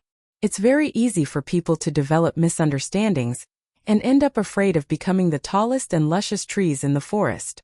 They might feel like felling tall trees and being ordinary people are widespread and adhered to by everyone, so they should also go with the flow and fit into such a society. After all, laws are hard-pressed to punish an entire society. Upon further thought, however, this is seemingly entangled with the notion of following local customs and taking into account personal relationships.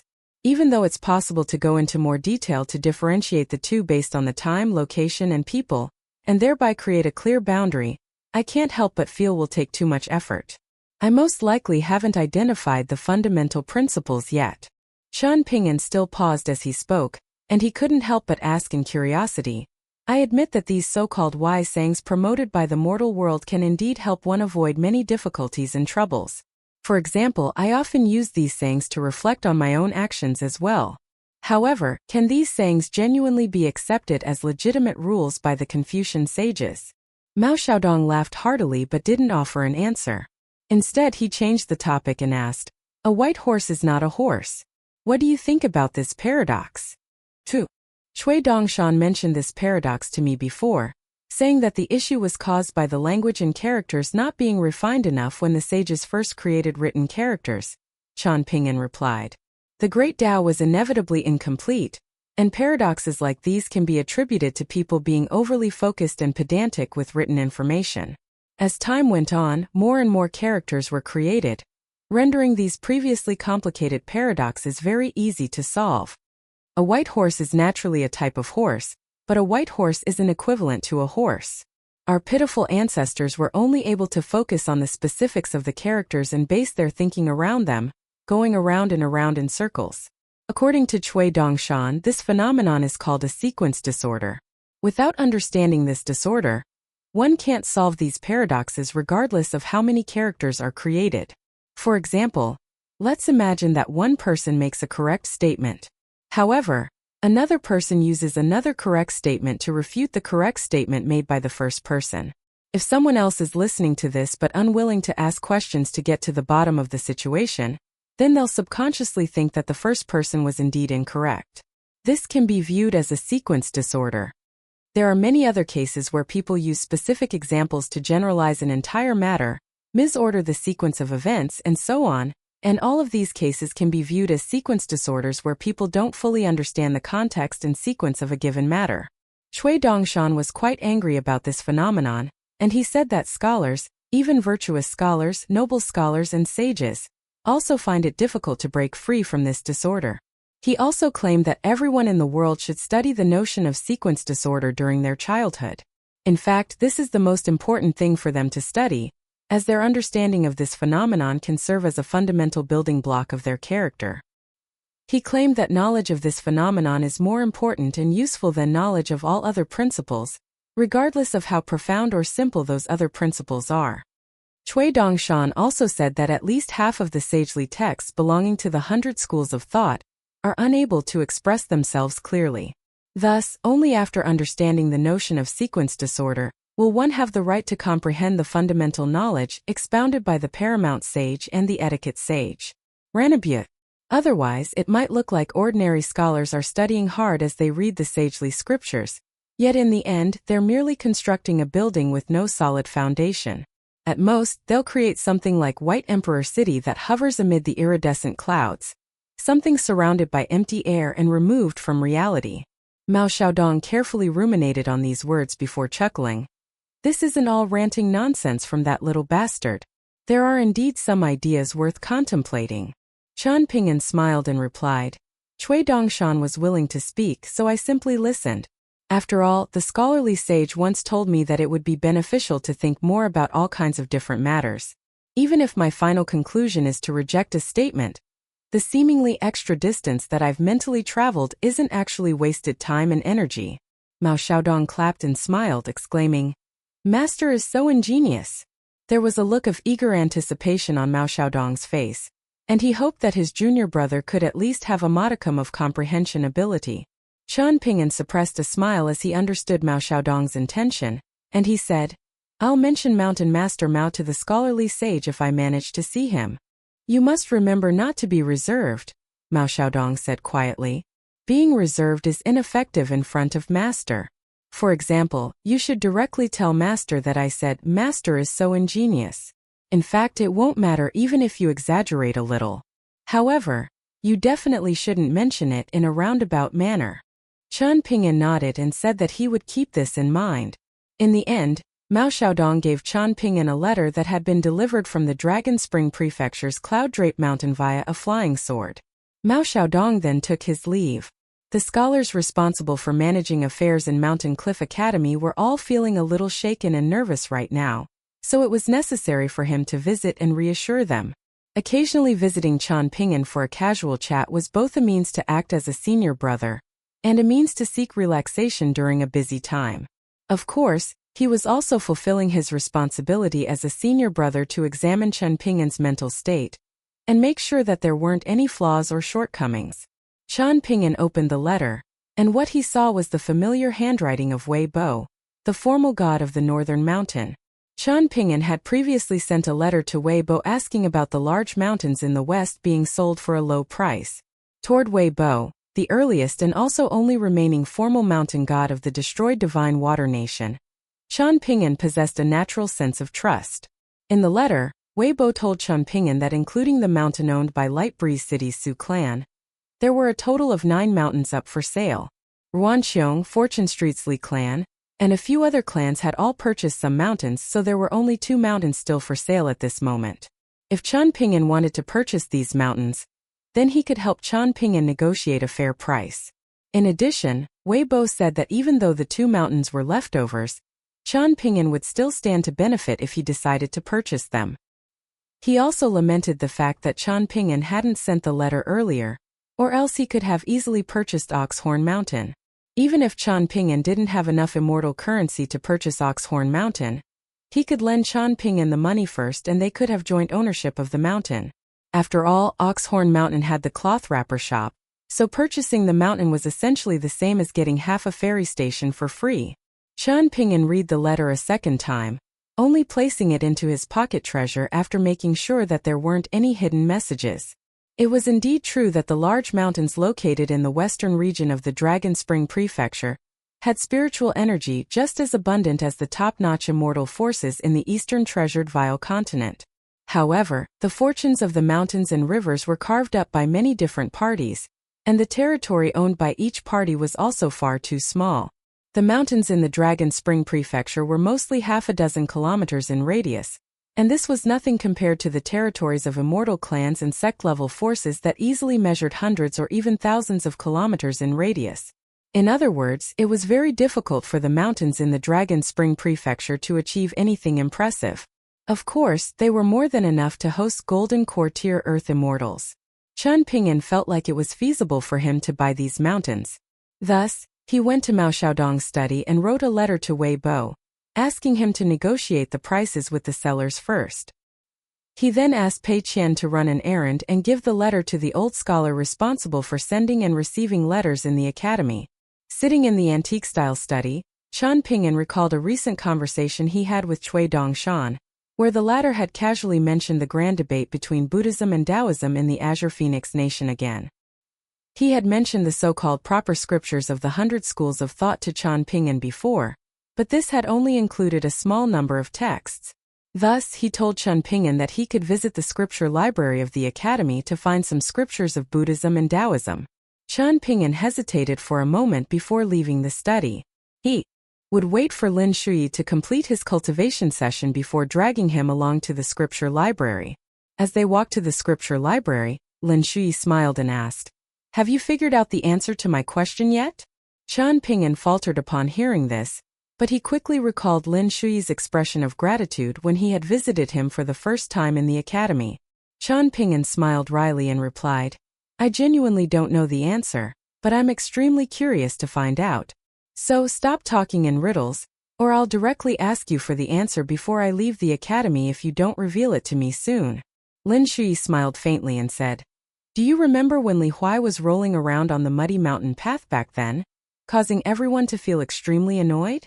Chen Ping'an thought for a moment before replying, "I vaguely recall the situation. I agreed to make a bamboo bookcase for Li Huai in the end, and it was only after hearing this that he stopped crying and smiled widely instead. He didn't cause any more trouble after that either. Otherwise, we would have been stuck there for quite a while. In any case, Li Huai has matured a lot in the past few years." "Then do you remember what you said to me back then?" Lin Shui asked. Chen Ping'an hesitated for a brief moment. Lin Shui smiled and continued, "You definitely remember what you said." Chen Ping'an sighed with emotion and asked, "You genuinely viewed that minor matter with so much importance?" Lin Shui nodded and explained, "I was the biggest misfit back then. Li Baoping referred to you as junior uncle, Li Huai was the closest with you, and even Aoyang liked to mess around with Li Baoping and Li Huai. Zhu He and Zhu Lu were father and daughter as well. Meanwhile, I seemingly stood out like a sore thumb. Even though I appeared indifferent to the situation, how could I possibly not feel a slight sense of disappointment?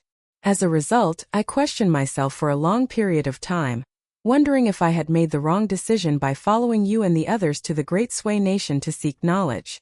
As Lin Shui recounted these events, the cultivation prodigy who always appeared solemn and dignified in the academy surprisingly had a warm and gentle smile on his face. "After you squatted down on the muddy mountain path and consoled Li Huai, you turned around and spoke 2 sentences to me. Should I make you one as well? In any case, it won't be much effort to make an extra one." Lin Shui walked forward slowly, continuing, "So I nodded and replied yes at the time." Chen Ping'an smiled and said, "I didn't think about it too much back then, and I simply felt like you definitely wouldn't ask for a bamboo bookcase if I didn't offer you one. However, if I had made a bookcase for Li Huai but not for you, then you would have ended up as the only person without a bookcase. I was worried that you would grow distant from little Baoping and Li Huai because of this. Truth be told, I did consider your feelings back then, but I was mostly thinking that you were the oldest of the 3 children and also possessed the calmest head. So after we arrived at the academy and I took my leave, you could hopefully look after the 2 of them in my stead." Lin Shui nodded and replied, "I actually figured this out while we were still traveling to the academy. However, there is one aspect where I do fairly well. That is, if someone treats me with kindness, I won't feel resentful simply because they treat someone else with even more kindness." The smile on Lin Shui's face grew wider as he continued, "When we were on the ship crossing the river, You crafted a bookcase for Li Huai first before finally making the last one for me. However, it was naturally the best bookcase you made because you were already very experienced. At that time I realized that you didn't speak much, but you were actually quite a good person. Thus, after arriving at the academy, I ultimately didn't hide in the shadows and provided some minor help to Li Huai when he was being bullied by other people. Do you know what?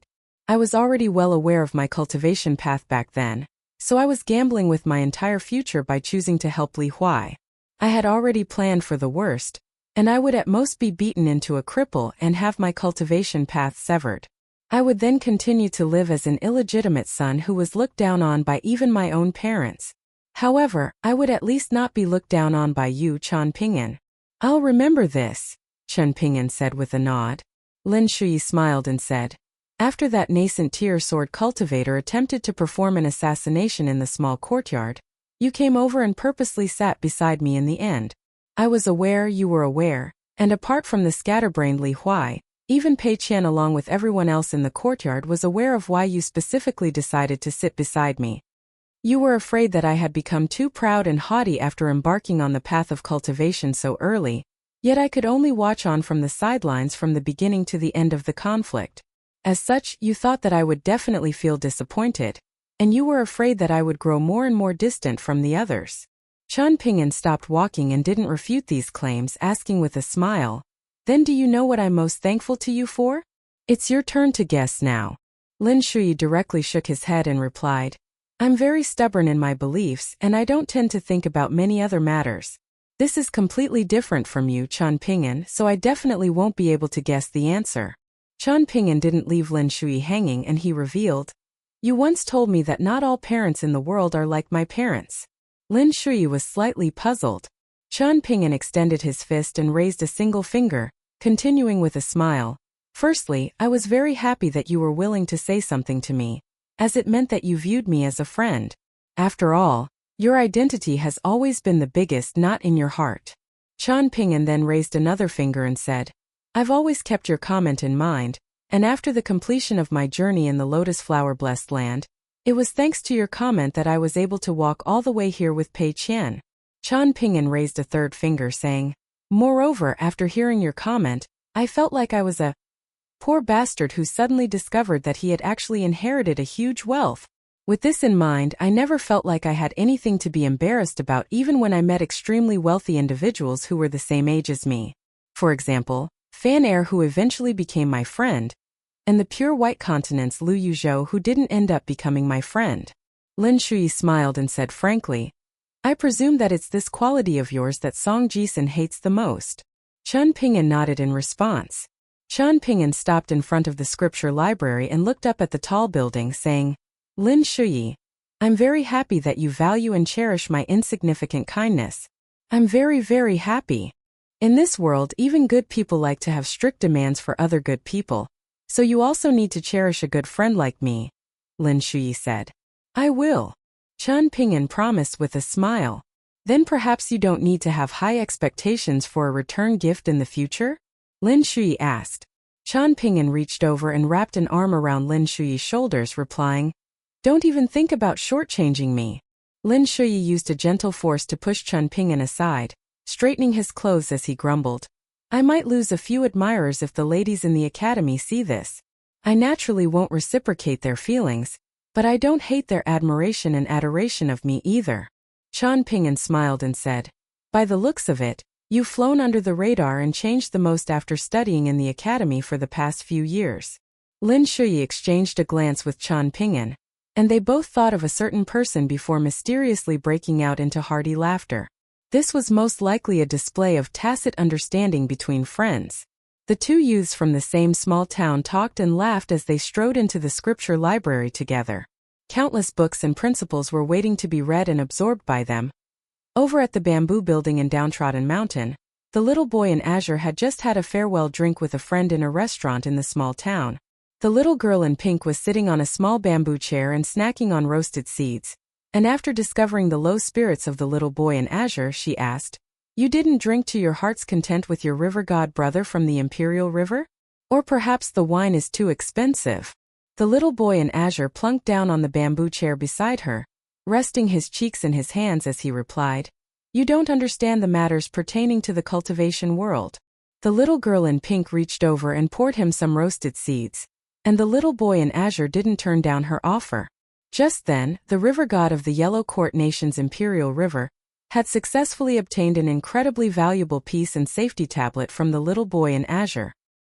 He then received permission from the imperial court of the Yellow Court Nation to leave his jurisdiction and cross the border to the Great Li Empire, allowing him to visit Downtrodden Mountain.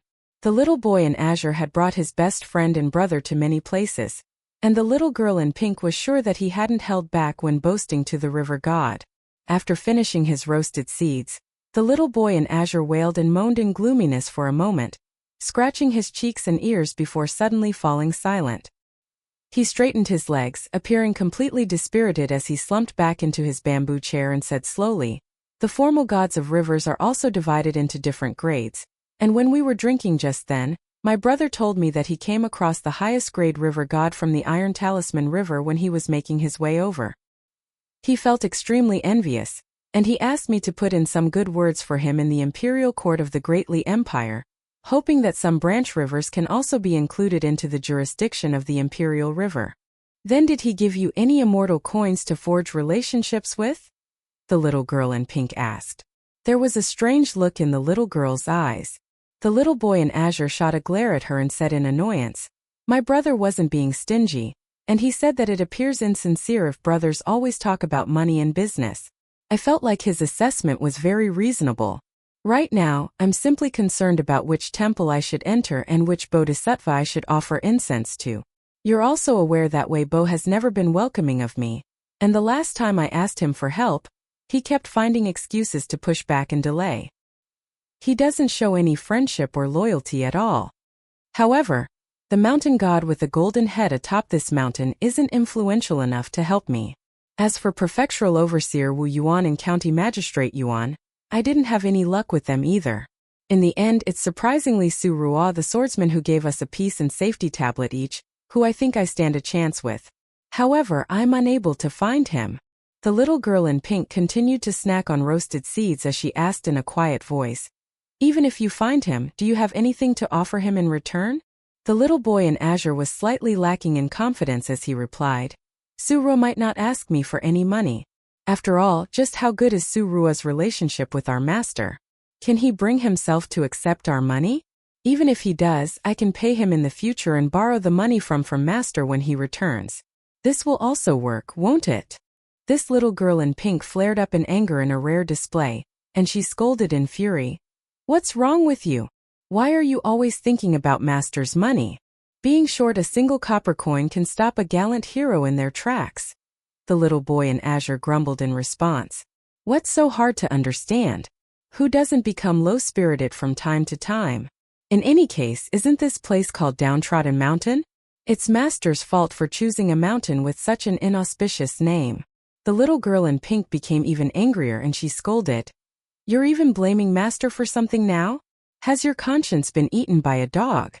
If she dared to speak to the little boy in azure under any other circumstance, he would have already burst into anger. Today, however, the little boy in azure wasn't even in the mood to become angry. He didn't have the energy to become angry. Right at this moment, Weibo, who had seldom visited Downtrodden Mountain in the past year, appeared on the mountain path and slowly walked over. The little boy in azure immediately jumped up and sprinted over, appearing excessively obsequious as he said, "Esteemed formal god Wei, what brings you to our mountain today? Are you tired from walking here? Do you want to sit down on a bamboo chair and have me massage your shoulders and legs?" Weibo reached over and placed a hand on his head, replying, "You can go away and play by yourself."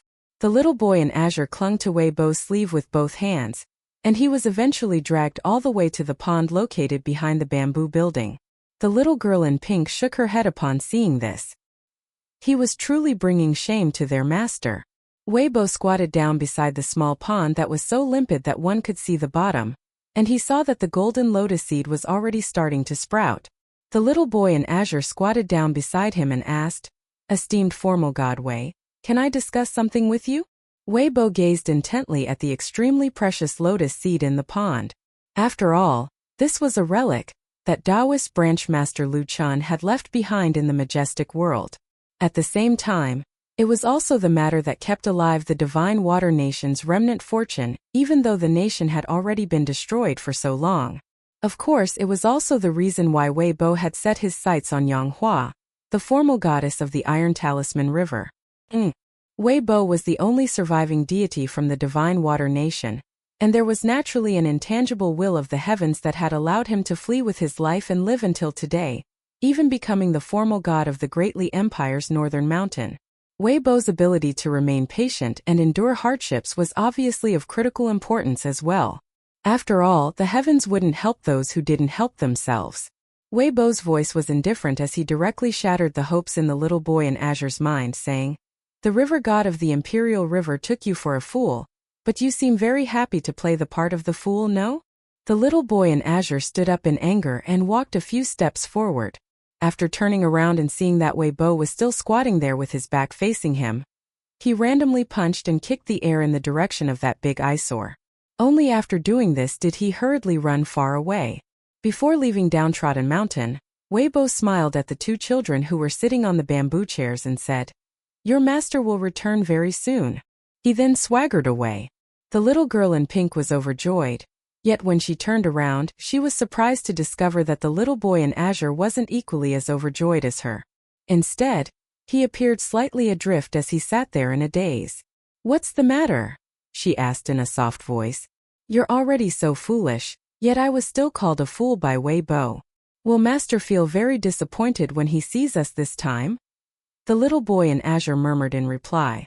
The little girl in pink was fuming as she stood up, and she paid no more heed to the little boy in Azure who was treating her good intentions as ill will instead.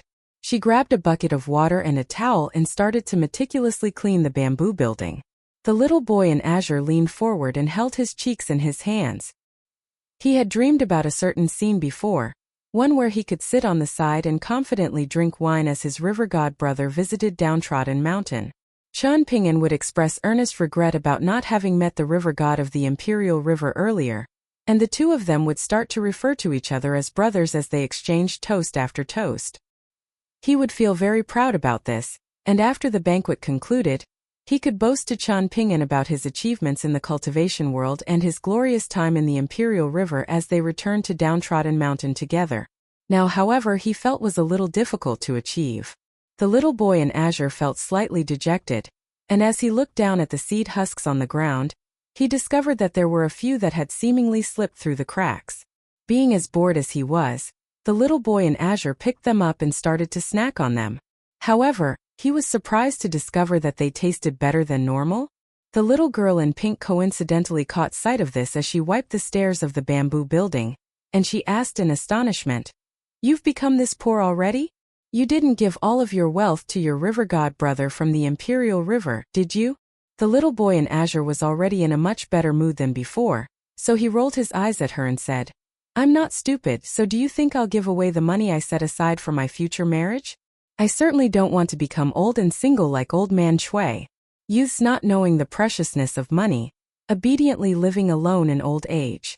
When master comes home, I need to explain this principle to him as well, lest he's still a charity who likes to give valuable items to everyone else." There was a loud thud. The little boy in Azure was sent flying off a cliff. The little girl in pink was already accustomed to this, so she wasn't worried about his safety at all. An azure snake suddenly appeared in the distance, slithering through the clouds and mists before making its way up the steep cliff and transforming back into the little boy in Azure. He swaggered toward the bamboo building and remarked, "Sincere advice is often unpleasant to the ear, so it's no wonder that loyal officials are rarely afforded a peaceful death." There was another loud thud. The little boy in Azure was sent flying for the second time. When he returned to the peak of the mountain again, he saw an old man dressed in Confucian robes standing barefoot on the second story of the bamboo building. "Old man Chui, I'm not saying anything this time," he immediately yelled. However, he was sent flying down the cliff yet again. The little girl in pink was already wiping the railings of the second story, and she couldn't help but feel a little puzzled. Old man Chui smiled faintly and explained, "His skin is itchy, so I'm giving him a beating to make him remember the lesson." The little girl in pink was unable to retort this, so she didn't try to plead for the little boy in azure anymore. The little boy in azure continued to curse as he sprinted up the mountain path of downtrodden mountain. On the lone island near the Middle-earth divine continent, the man in Confucian robes turned away another visitor today, the mountain master of a Confucian school belonging to the branch of the second sage. In the past, the man in Confucian robes would have at least shown his face even if he were unwilling to open the door. This time, however, he didn't even show his face to the visitor. The mountain master of the Confucian school could only leave in disappointment. At the same time, he couldn't help but feel slightly uneasy in the depths of his heart. He didn't know why this scholar was so unreasonable. The man in Confucian robes was standing in the thatched cottage where Zhao Yao had lived before. There was a path through the mountain of books. He was standing in a certain spot and flipping through a Confucian text that he had casually grabbed. The author of this text was a Confucian sage whose scholarly lineage had already been severed, and this was because the Confucian sage had unexpectedly died at a very young age. His disciples had failed to master the essence of his teachings, so his scholarly lineage and scholarly fortune had eventually died out in just 100 years. The man put down the book and walked out of the thatched cottage, making his way to the top of the mountain where he continued to gaze at the vast sea. How had Zhao Yao arrived here back then? It was because a wisp of remnant soul had protected him and brought him here. Otherwise, even an external great heavenly master from Mount Longhu and the mountain master of a Confucian school needed to knock first. So how could Zhao Yao possibly drift with the current and arrive here by coincidence? He retracted his gaze and looked at the cliff. This was where Zhao Yao had wanted to step forward and commit suicide back then. He naturally couldn't care less. However, a middle-aged Confucian scholar with white sideburns had gestured to him with his eyes. Only after seeing this had he opened his mouth to dissuade Zhao Yao. After Zhao Yao left the island, he had engaged in a single conversation with the Confucian scholar who had guided the young boy here. "Since you care so much, why didn't you show yourself in front of him?" he asked. "Zhao Yao is still young, so he would have only felt guiltier if he saw me," the person replied. "There are some knots in his heart that he needs to untie by himself. By traveling far and traveling wide, there will eventually come a day when he manages to think things through." "Then Qi Jingchun, are you not afraid of Zhao Yao not realizing your thoughts even until death?" the man in Confucian robes asked. "Zhao Yao's aptitude is quite good, and it won't be difficult for him to establish an immortal force in the Middle-earth divine continent. You extracted your kindred character from the scholarly fortunes, using the purest aura of righteousness of heaven and earth to conceal it inside that wooden dragon paperweight, waiting for the day that Zhao Yao's mental state experiences a new spring. However, are you not afraid of Zhao Yao ultimately benefiting another scholarly lineage or even the Taoist sect?" "This doesn't matter, and I'm content as long as my disciple is able to live on," Qi Jingchun replied. "Compared to Zhao Yao being able to seek knowledge in peace, whether or not he inherits my scholarly lineage isn't very important." "Qi Jingchun, it's a pity about you," the man sighed with emotion. Qi Jingchun had simply smiled and remained silent. At this moment, the scholar from the Middle-earth divine continent, who had once split apart the Yellow River small world with a single sword strike, felt like another like-minded person had disappeared from the world. In the eastern treasured vile continent's Dawn Cloud Mountain, Kai Jinjian already possessed her own peak and residence, and she was now sitting on a straw mat and cultivating by herself. After opening her eyes, she stood up and walked to the observation deck where her view suddenly opened up. She was soaring forward in leaps and bounds on the path of cultivation, and the increasingly aloof celestial maiden Kai suddenly smiled faintly as she recalled some matter. Back then, the scholar whom Kai Jinjian had admired and respected the most had done something earth-shaking in her view when giving her the first fleeting glance picture scroll. Mr. Qi, who was flawless and profoundly knowledgeable in her eyes, had surprisingly appeared like a student and sincerely asked her a question. "Will we be gilding the lily if you deliver this picture scroll to the Sword Qi Great Wall? Will this make things imperfect instead?" Even until today, Kai Jinjian could still clearly remember her feelings at that moment. It was as if she were a nascent tier cultivator facing a heavenly tribulation, with bolts of lightning raining down on her from the sky. Upon seeing her dazed expression, Mr. Qi had smiled and said, "Regarding romantic relationships between men and women, I must admit that I know nothing at all." Kai Jinjian had maintained a stern expression and tried her best to suppress her true emotions. "Laugh if you want to," Qi Jingchun had said in exasperation. Kai Jinjian hadn't laughed in the end, and she had instead felt a slight sense of sadness in the depths of her heart. She had stared at Mr. Qi in a trance, and after coming to her senses she had replied, "If she doesn't like him, then doing this might not reap any benefits. In that case, it's not important whether we're gilding the lily or not. If she already likes him a little, then she might like him even more after seeing these picture scrolls." After hearing Kai Jinjian's reply, Mr. Qi had immediately smiled as if a huge weight had been lifted off his shoulders. Mr. Qi's smile had made Kai Jinjian feel like he was still someone in the human world, regardless of how profoundly knowledgeable he was. Kai Jinjian leaned on the railings and smiled widely. She was clearly gazing into the distance, yet she wasn't actually enjoying the magnificent scenery outside the observation deck. Kai Jinjian felt like secretly liking such a man, even if she was clearly aware that her feelings wouldn't be reciprocated, was the most wonderful thing in the world. As she traveled on the path of cultivation, Kai Jinjian was willing to think about him when she was alone in a tranquil place, regardless of whether 100 years or 1,000 years had passed. In the central region of the eastern treasured Vile continent, at an immortal ferry station that was located near the southern border of the luminous Vermilion Empire, Lu Qingshan purchased a large pot of wine and took swig after swig as he sat on a riverbank. Lu Boqi knew that this day would come, yet she hadn't expected it to arrive so early. They had first run into a conflict with a qi refiner, but that had only been a minor matter.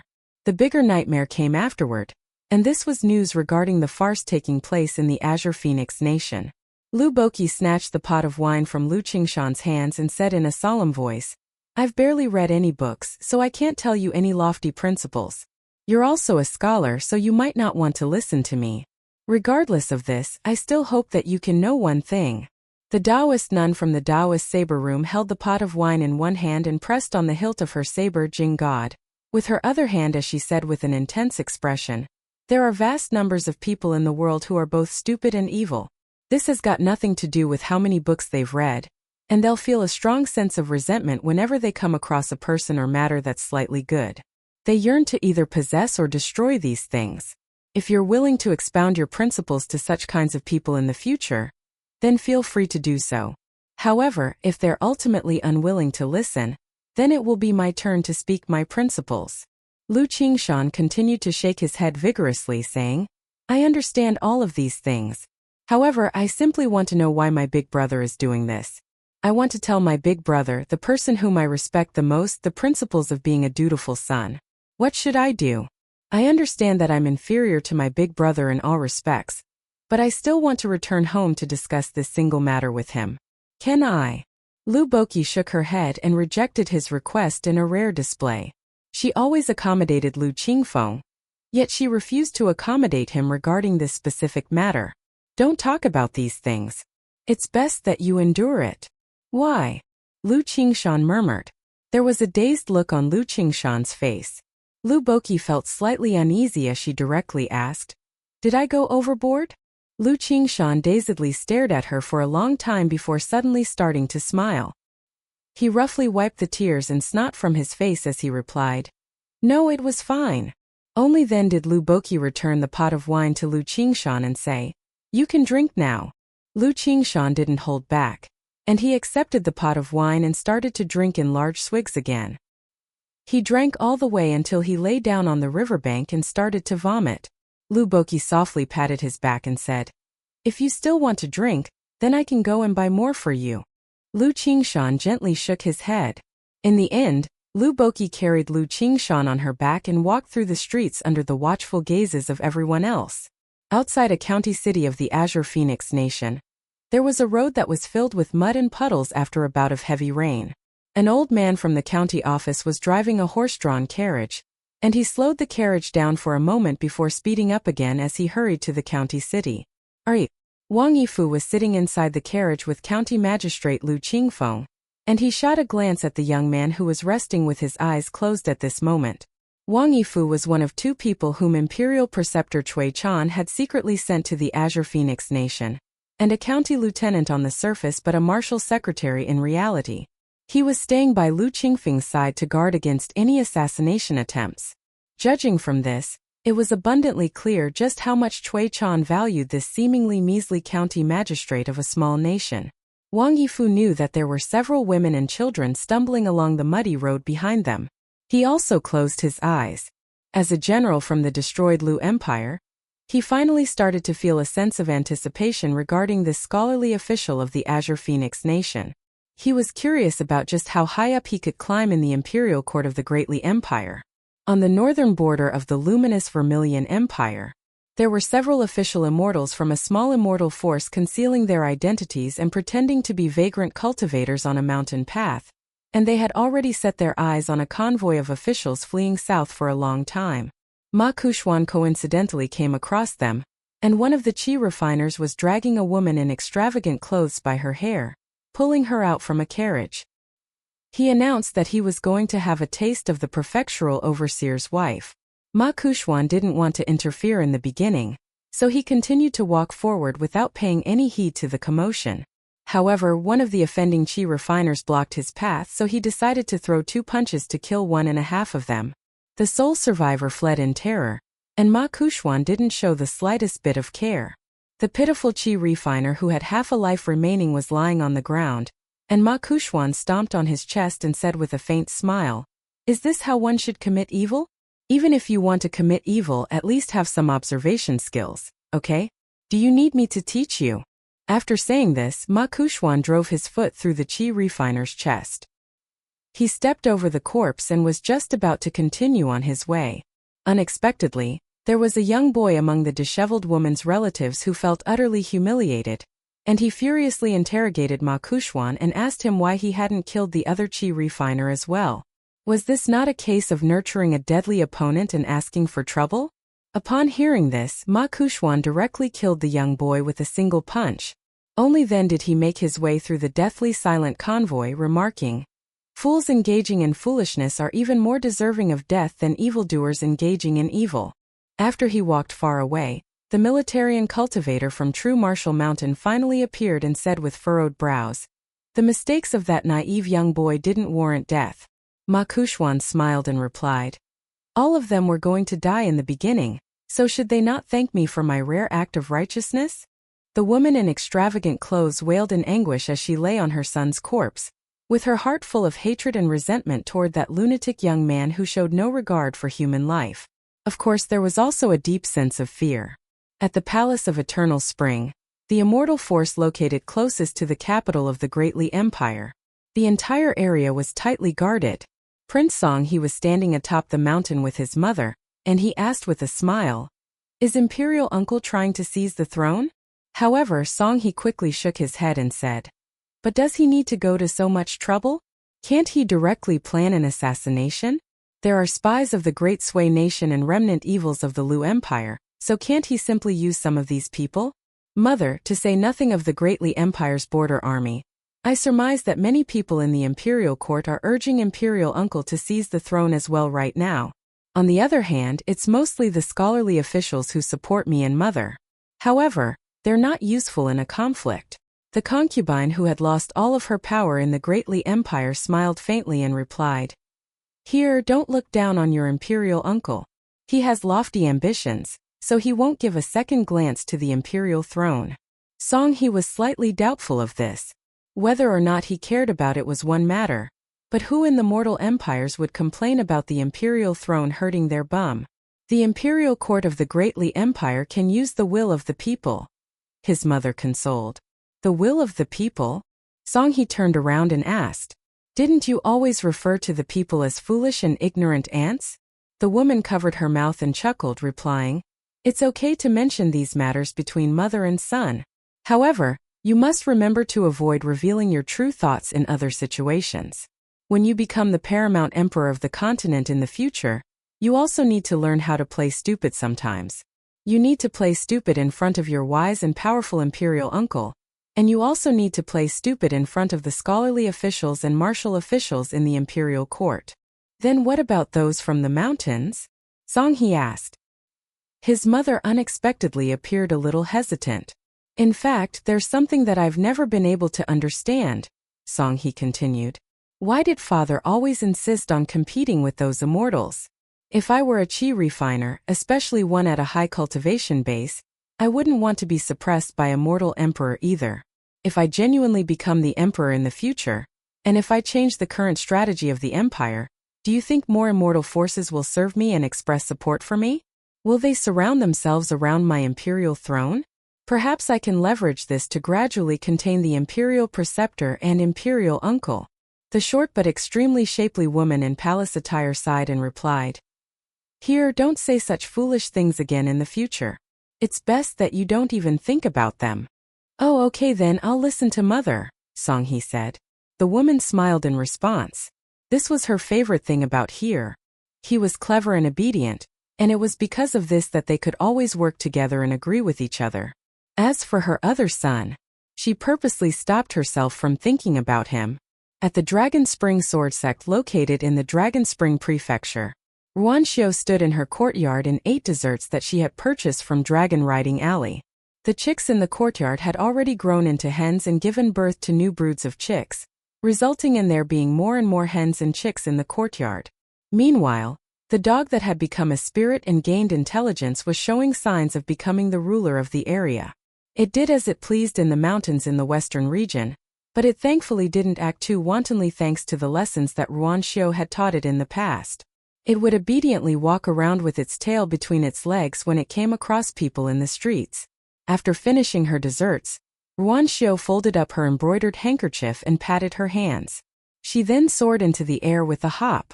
She arrived at the mountain face where some unknown person had carved the characters, "Heaven creates divine elegance," and she started to make her way down from the top of the mountain. After arriving at the bottom of the mountain face, she turned around and returned the same way that she had come. On this day, Qian Ping'an brought Li Baoping and Pei Qian with him to wander around the capital of the Great Sui nation. Cui Dongshan was standing inside his study, and he took a glance at the immortal picture scrolls that were casually stacked on the table. He then looked at the books that Qian Ping'an had borrowed from the scripture library. There was also Qian Ping'an's carving knife and a few bamboo slips on the study table, and it was for ease of copying phrases from the books that he hadn't put them away. Cui Dongshan was feeling quite happy. Li Baoping, Pei Qian, and Li Huai treated this place as their own territory. In fact, was Qian Ping'an not showing the same signs as well? However, Cui Dongshan was also feeling a little unhappy today. There was no reason for this unhappiness, and this caused Cui Dongshan to feel even more helpless. He had already done everything that he could do, whether that be in the open or in secret. However, the situation still appeared very difficult. He left the study and walked to the verdant green bamboo corridor, sitting down cross-legged and placing his palms on the floor.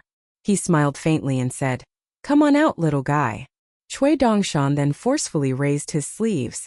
A small creature was dragged out, appearing very dizzy as it stumbled around. Upon seeing that it was Cui Dongshan, the little lotus spirit quickly tried to flee back into the ground. However, it soon discovered that it couldn't run away no matter how it hopped and jumped. Since this was the case, it wanted to run out of the corridor to try its luck in the courtyard. This was also to no avail, and it was as if the little lotus spirit had run into a brick wall as it fell back into the corridor. Cui Dongshan laughed loudly and chortled, "Little idiot." The little lotus spirit hung its head in dejection as it sat on the floor. Cui Dongshan looked at the little creature, and he was reminded of himself. When seeking knowledge back then, he had accompanied the impoverished old scholar and lived in a destitute alley that was yet to be developed. Even though he wasn't a lofty person back then, he had actually been a qi refiner already. Thus, if it weren't for the multitude of cumbersome rules that the old scholar had established in the very beginning, would they, master and disciple, have ended up in such a miserable state?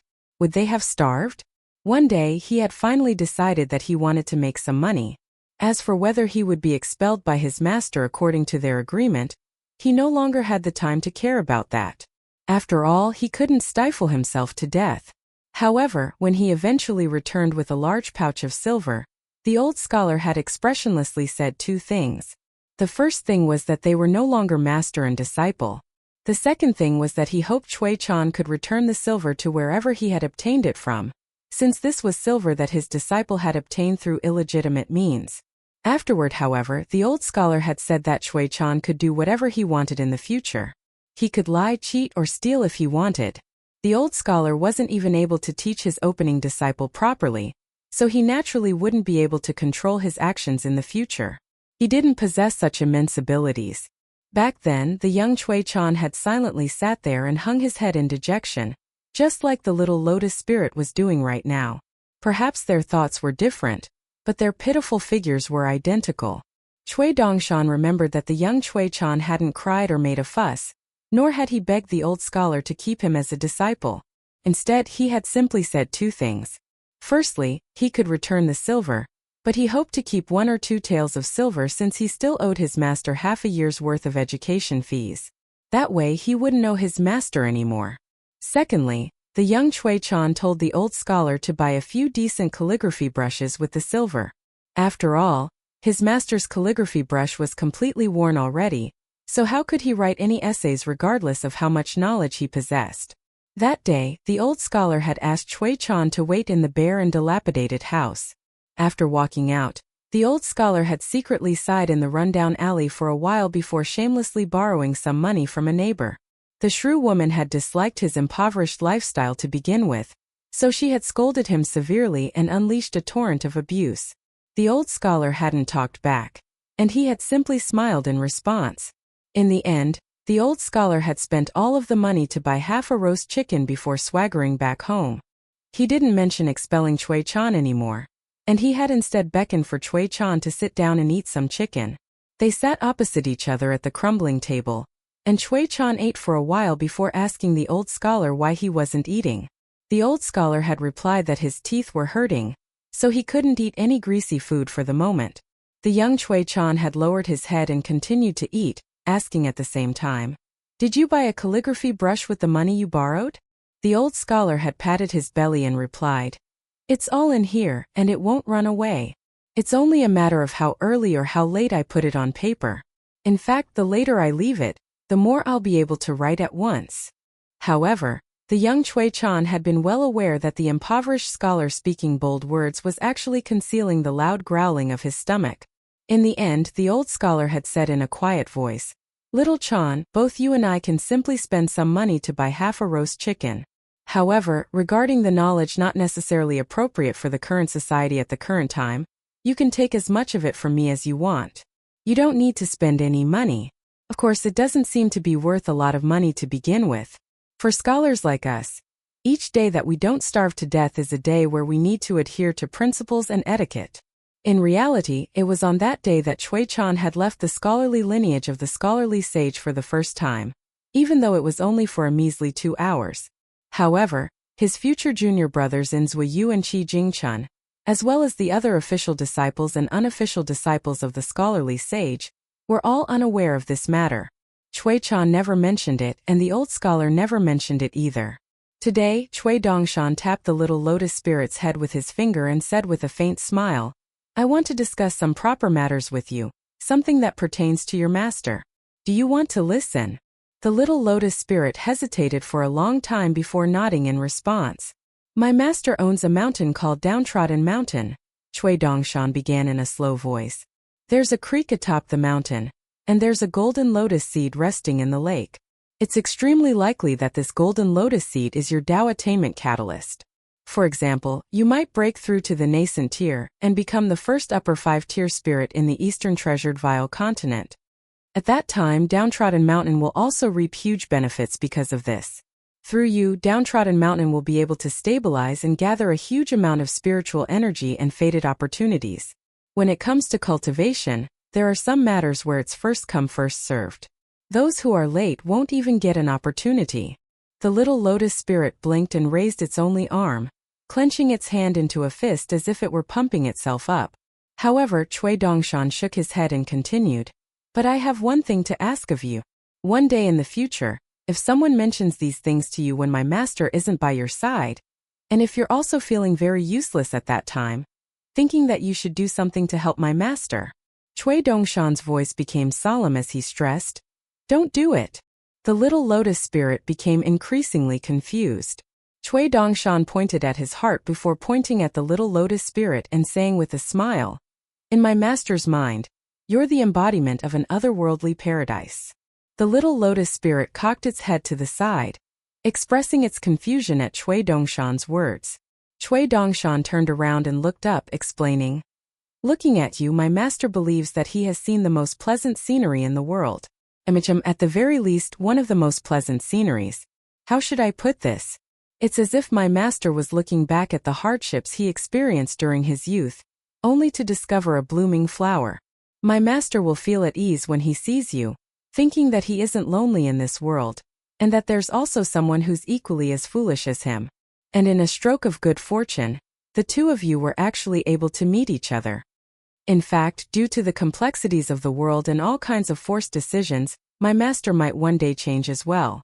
At that time, if he sees that you still haven't changed, then he might feel slightly more at ease and change a little slower and a little less. Cui Dongshan retracted his gaze and said, "But you'll lose a huge fated opportunity if you follow my proposal." The little lotus spirit vigorously shook its head. It was seemingly saying that it didn't mind. There was a dazzling smile on Cui Dongshan's face as he leaned forward and extended his pinky finger, saying, "Then let's make a pinky promise." The little lotus spirit raised its arm and made a pinky promise with Cui Dongshan. Of course, the huge size disparity between their pinky fingers was quite interesting. Still leaning down, Cui Dongshan smiled faintly and said, "You can't go back on this promise for 100 years. If it's possible, you shouldn't go back on it in 1,000 years or even 10,000 years. The little lotus spirit nodded vigorously in response. Cui Dongshan suddenly put on a ferocious expression and threatened, "I'll beat you to death if you dare to go back on this promise, and I'll put you on a chopping board and crack. I'll cut you into 8 pieces and make you into a soup, adding some garlic, spring onion oil, salt."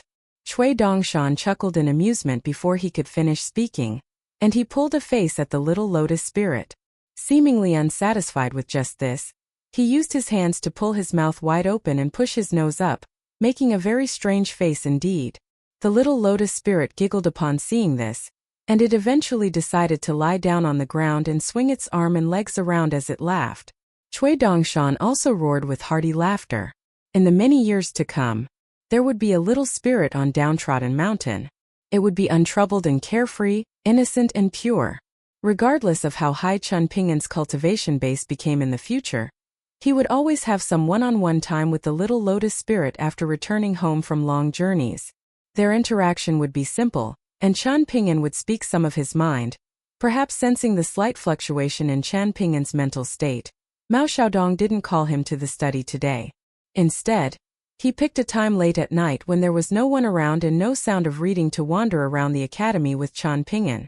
They walked and talked in a casual manner, and Mao Xiaodong always adhered to one rule regardless of whether he was interacting normally with other people or teaching other people knowledge from the books or from his own experience. He treated everyone equally, whether it was disciples from the academy or his junior brother Chun Pingin, and he would tell them to treat his teachings as suggestions that weren't necessarily suitable for them. However, these suggestions could, at the very least, expand their horizons. Just Chun Pingin and Mao Xiaodong walked past the scholarly master hall where the paintings of 3 sages were hanging, the scripture library where there were specks of flickering candlelight, and the dorms where the students were either snoring or dreaming. In the end, the two of them arrived at the peak of Eastern Splendor Mountain where they overlooked the night scenery of the capital. There were dazzling swathes of lights in the wealthy areas, and it was as if they could hear the silvery songs and see the graceful dances even from so far away. Of course, there was also the company of moonlight in the impoverished areas, and these families also had some firewood and daily necessities. As they gazed at the scenery, Chun Pingin suddenly said, "Mountain Master Mao, I've thought things through and have an answer now. Refining 5 bonded items and having them correspond to the 5 elements is in order to reconstruct my bridge of immortality. However, I still have a stronger desire to practice and improve my fist techniques. After all, practicing fist techniques is also a way of practicing sword techniques. As for whether I can nurture my own bonded flying sword and become a sword cultivator, I won't think about this matter just yet. So, apart from the critical acupoints that are potentially suitable for bonded items of the 5 elements, I'll still give the breath of pure true qi in my body the greatest degree of freedom." Chun Pingin nodded in understanding. In reality, Mao Xiaodong didn't reveal all of his thoughts to Chun Pingin. The reason why he approved of Qian Ping'an's plan was because Qian Ping'an was only going to use 5 of his acupoints as residences for bonded items. Meanwhile, he was giving everything else to his martial arts true qi. This wouldn't lead to a dead end. The human body was a small world to begin with, and there were also people who compared the human body to blessed lands. Before advancing to the golden core tier, one's acupoints would merely be a part of the blessed land no matter how much one cultivated and refined them. After forming a golden core, however, one could begin to comprehend the mystical nature of the blessed land. A classic scripture from the Taoist sect had revealed this secret a long time ago, saying, "A mountain abode leading to the heavens, penetrating the mountains and linking them together, harmonizing heaven and earth and integrating them into one. Those who form a golden core will become one of us." There were naturally significant reasons why this saying was able to gain popularity all over the world and become something that was held up as a rule by all qi refiners. The reason why Mao Xiaodong didn't reveal everything to Qian Ping'an was because Qian Ping'an would eventually reach the same understanding himself, as long as he continued to advance forward. If he revealed this information to Qian Ping'an too early, suddenly giving him a beautiful future to look forward to, he might instead destabilize the mental state that Qian Ping'an had worked so hard to stabilize. Imparting knowledge and teaching Tao was never easy, so it was only natural that one proceeded with an abundance of caution. At the same time, it was imperative that one remove the bad and kept the good when carving beautiful jade, making sure not to damage the body and soul. Just how difficult was this? How could one dare to be careless and not plan things in a meticulous manner? Taking a step back, wasn't Qian Ping'an treating that little girl, Pei Qian, the exact same way? Qian Ping'an was simply unaware of it for the moment. Master proposed that human nature is inherently evil, and his disciples were all able to reach their own comprehensions back then, Mao Xiaodong said in a quiet voice. Following Master's disappearance from the public eye, some of the disciples started to question themselves and their beliefs, wavering back and forth and being unable to progress as they wallowed in self-doubt. Some seized this opportunity to fish for fame, flaunting their uniqueness and claiming that they would go against the flow, and definitely not merge together with the other evils. They claimed that they had inherited the scholarly lineage of the scholarly sage. There were all kinds of responses, reflecting the unpredictable and ever-changing nature of the human heart. Our scholarly lineage was almost severed, and the disciples of the scholarly sage had already fallen into disarray. With this in mind, just what is the situation like for the etiquette sage and the second sage's scholarly lineages? They genuinely have disciples scattered all over the world, so just how complicated would their situations be? Mao Xiaodong lightly patted Qian Ping'an's shoulder and said, "The road is long and the responsibilities are heavy. I only have 2 shoulders," Qian Ping'an replied with a wry smile. Mao Xiaodong laughed heartily and said, "Looking at others carrying loads isn't tiresome, and one will hope for bigger waves when observing tides from the banks." Qian Ping'an smiled knowingly. The first saying was a saying from his hometown. At night, Pei Qian and Li Huai hid outside the small courtyard, each wearing a black scarf over their faces as they had agreed to earlier. They were pretending to be assassins, and they were going to secretly assassinate Cui Dongshan, someone who liked to sleep in the bamboo corridor. They couldn't waste the valuable knowledge they had gained from the cultivation novels, and they were now going to put the knowledge to good use. Pei Qian generously lent her bamboo sword to Li Huai. The two of them had discussed their plan in Li Huai's dorm, and they had both felt like they definitely couldn't enter the courtyard via the front door. Rather, they had to climb over the wall, as only this would reflect their skills as elite martial artists, as well as the immense danger of the cultivation world. Lu Guan and Ma Lian had wanted to join, asking to act as pawns for Princess Pei Qian. However, it was a shame that Pei Qian had firmly denied their request without any hesitation at all, saying that they could only be regarded as amateur martial artists just out of training. Their skills weren't up to scratch, so they wouldn't be able to kill the powerful demon. If they went, they would merely be seeking death. The two of them arrived at the quiet alley outside the small courtyard, once again using long sticks to launch themselves onto the walls. Pei Qian went first, and after landing on the wall, she tossed her meritorious hiking pole to Li Huai, who was looking up with eagerness. Li Huai didn't screw up this time, and he earned a nod of approval from Pei Qian as he stood on the wall. He puffed his chest out and flicked his hair up like a certain someone. When the two of them jumped down and landed in the small courtyard, however, Pei Qian was silent like a cat while Li Huai thudded down like a sack of potatoes. Li Huai, what's wrong with you? Pei Qian fumed. Why are you so loud? Do you want to beat some drums and strike some gongs as well? That's called going to war and fighting on a battlefield, not entering a dragon's den to secretly slay a powerful demon. Again from the beginning. Li Huai knew it was his mistake, so he didn't talk back and instead asked in a quiet voice, "Then how should we leave the courtyard and head back to that ally?" Pei Qian shot a glare at him and replied, "We already failed anyway, so we might as well exit through the front door." The two of them left through the unlocked courtyard door and returned to the small alley outside. Cui Dongshan rolled his eyes as he lay in the bamboo corridor. Pei Qian grabbed her hiking pole and introduced herself, saying, "I'm a ruthless and cold-hearted member of the cultivation world." Li Huai also followed suit, saying, "I'm an assassin without a shred of mercy. I kill without blinking, and I bring bloodshed to the cultivation world." Pei Qian was slightly displeased and she interjected, "Why are you spouting so much nonsense? This reduces your aura instead. Think about the most famous martial artists in the novels. Their titles only contain 4 to 5 characters at most. Will their titles still be impressive if they're too long?" Li Huai agreed with Pei Qian's assessment, so he pretended to put on a straw hat before adjusting its position like a certain someone, also making sure to put his hand on the hilt of his bamboo sword as he said, "I'm an assassin and a swordsman without a shred of mercy."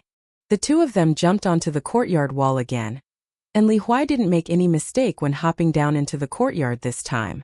One after another, Pei Qian and Li Huai then performed a forward roll in the courtyard. This was a necessary step that they had agreed to earlier.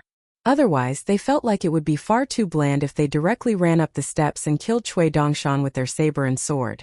After coming out of their rolls and standing up, Pei Qian and Li Huai stealthily bent down and ran up the steps, resting their hands on the hilt of their weapons as they did so.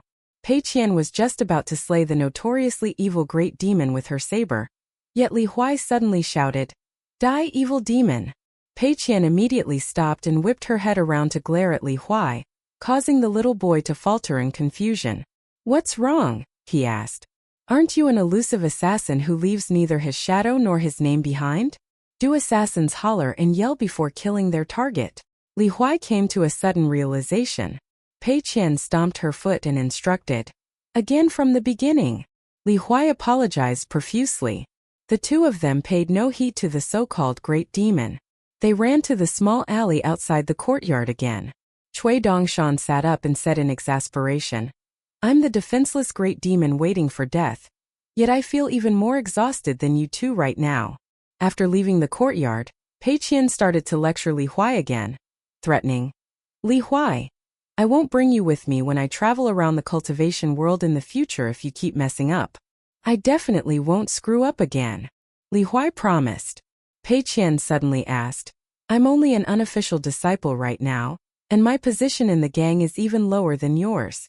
After achieving this great feat that will surely make ripples through the cultivation world, do you think Big Sister Baoping will promote me to the position of junior division leader?"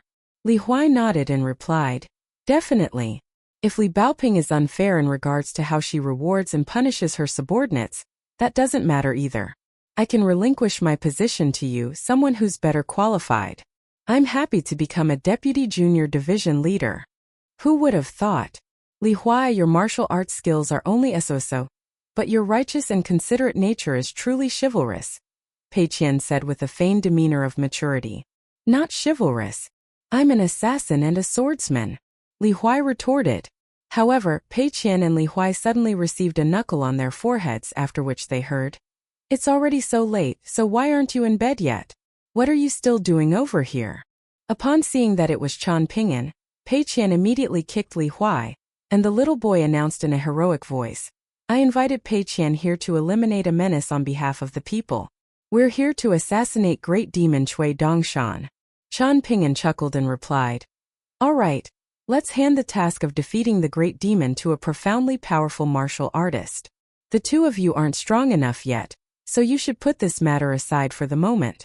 Pei Qian retrieved her bamboo sword from Li Huai before walking to a wing room in the small courtyard to sleep.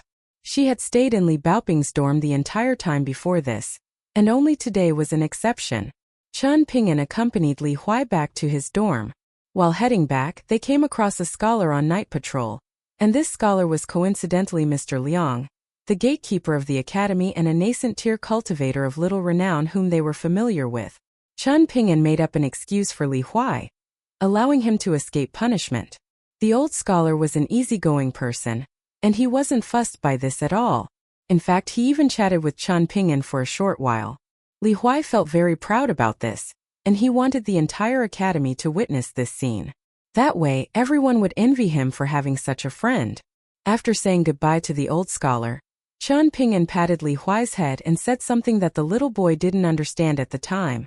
I can do these kinds of things, but you shouldn't think that you can also do it all the time. Don't worry, I'll study earnestly in the future, Li Huai replied. Whether or not you do well in your studies and comprehend new knowledge is one matter, while the attitude that you have toward learning is another matter altogether, Chen Ping'an said. Oftentimes, the latter will appear much more important in life's journey. Thus, studying earnestly at a young age definitely won't be a bad thing. Even if you don't study in the future and don't interact with the sagely texts anymore, you'll have already developed the habit of working hard when you start to pursue other things that you like. Li Huai vaguely understood Chen Ping'an's words. Chen Ping'an casually drew a line in front of him as he walked, explaining, for example, this is a line that represents the path of our life. Our disposition, mental state, principles and perceptions will all subconsciously gather toward this line. Apart from the Confucian scholars and teachers in the academies, most people in the world will eventually grow more and more distant from the sagely books and sagely scriptures, at least on the surface. However, they might have already left a mark on the line that affects our attitude toward life and the direction of our life. Afterward, our life will continue forward along this line, yet we might be completely oblivious to its existence and its effect on us even though it will for life. Chen Ping'an then drew a circle around the line, continuing, I've traveled quite a long distance already, and I've also come across many people. I understand your personality, and that's why I could ask the old scholar for lenience and help you escape punishment for flouting the night curfew today. However, you can't do this by yourself because your current freedom is much smaller than mine. You're not able to challenge the rules just yet, and this is because you don't understand the true rules at the moment. Li Huai dazedly stared at Chen Ping'an, and his expression became glum as he said, I don't really understand, but I can try my best to remember this first. Chen Ping'an, why do I feel like you're going to leave the academy again? It sounds like you're saying your last words before leaving. The two of them had already arrived near Li Huai's dorm, and Chen Ping'an kicked Li Huai in the backside and scolded in mock anger. Piss off. Li Huai rubbed his backside as he walked to his dorm. After arriving at the door, he turned around and glanced back. Chen Ping'an was still standing in the same spot, and he waved at Li Huai when he saw the little boy looking back. Chen Ping'an returned to Cui Dongshan's courtyard where Lin Shuyi and Xie were still cultivating. Once a qi refiner embarked on the cultivation, they would often make no distinction between day and night before advancing to the golden core tier and becoming an earth immortal. Because of this, cultivators were left with little option but to remove themselves from the mortal world and become free from desires. Chen Ping'an heaved a soft sigh. He started to practice the heaven and earth stance in the courtyard, walking around on his hands. At the same time, he used his pure true qi to nurture his internal organs, his meridians and his bones. It was said that after advancing to the Vajrabhati tier, the 7th tier of martial arts, one could reach the most optimal state where qi wouldn't enter or exit through one's nose. After reaching the 10th tier of martial arts, the level which Cui Dongshan's grandfather, Li Er, and Song Chongjing were at, one could genuinely form a small world inside one's body, making one appear like a primordial deity who had descended into the world. When those adept at using qi exhaled at water, rivers would flow in reverse. When they exhaled at flames, flames would die down and extinguish. Such individuals could also remain immune to plagues and sinister matters. Chen Ping'an suddenly recalled his trip to Stalactite Mountain, where he had coincidentally come across a tall woman on the streets. His observation skills had been poor back then, and he hadn't noticed anything particularly special about the woman. Thinking back, however, it was extremely likely that she was a 10th tier martial artist. When martial artists integrate with Tao, heaven and earth would merge into one. Cui Dongshan wasn't in the courtyard. Instead, he appeared at the peak of Eastern Splendor Mountain. He was standing together with Mao Xiaodong. Cui Dongshan didn't hold back, appearing quite impolite as he said, "You're far inferior to Qi Jingchun when it comes to imparting knowledge and teaching Tao, and you're merely running around and mending a rundown house." Meanwhile, Qi Jingchun was helping his students construct a brand new home. Mao Xiaodong didn't retort Cui Dongshan in a rare display. Zhao Yao has never had to worry about food and clothes since birth, and he's naturally smart and gentle in nature. Thus, one should teach him to abandon some things to understand the hardships of this world. Only then can he appreciate the knowledge he possesses and the items he owns. Song Jisun appears domineering and intense, yet this is merely to conceal his internal sense of inferiority and cowardice. Thus, one should educate him using legalist principles aligned with the Confucian teachings, thereby allowing him to strengthen his mind and understand the regulations. When it comes to governing a nation, one should abandon small tricks and adopt great wisdom instead. One shouldn't stray too far from Confucianism, but one should also travel toward the right path. As for my master, he's accustomed to having nothing at all. His mind is also incredibly stubborn, yet he has nothing to actually rely on. However, it's exactly because of this that he's learned to pick up some things.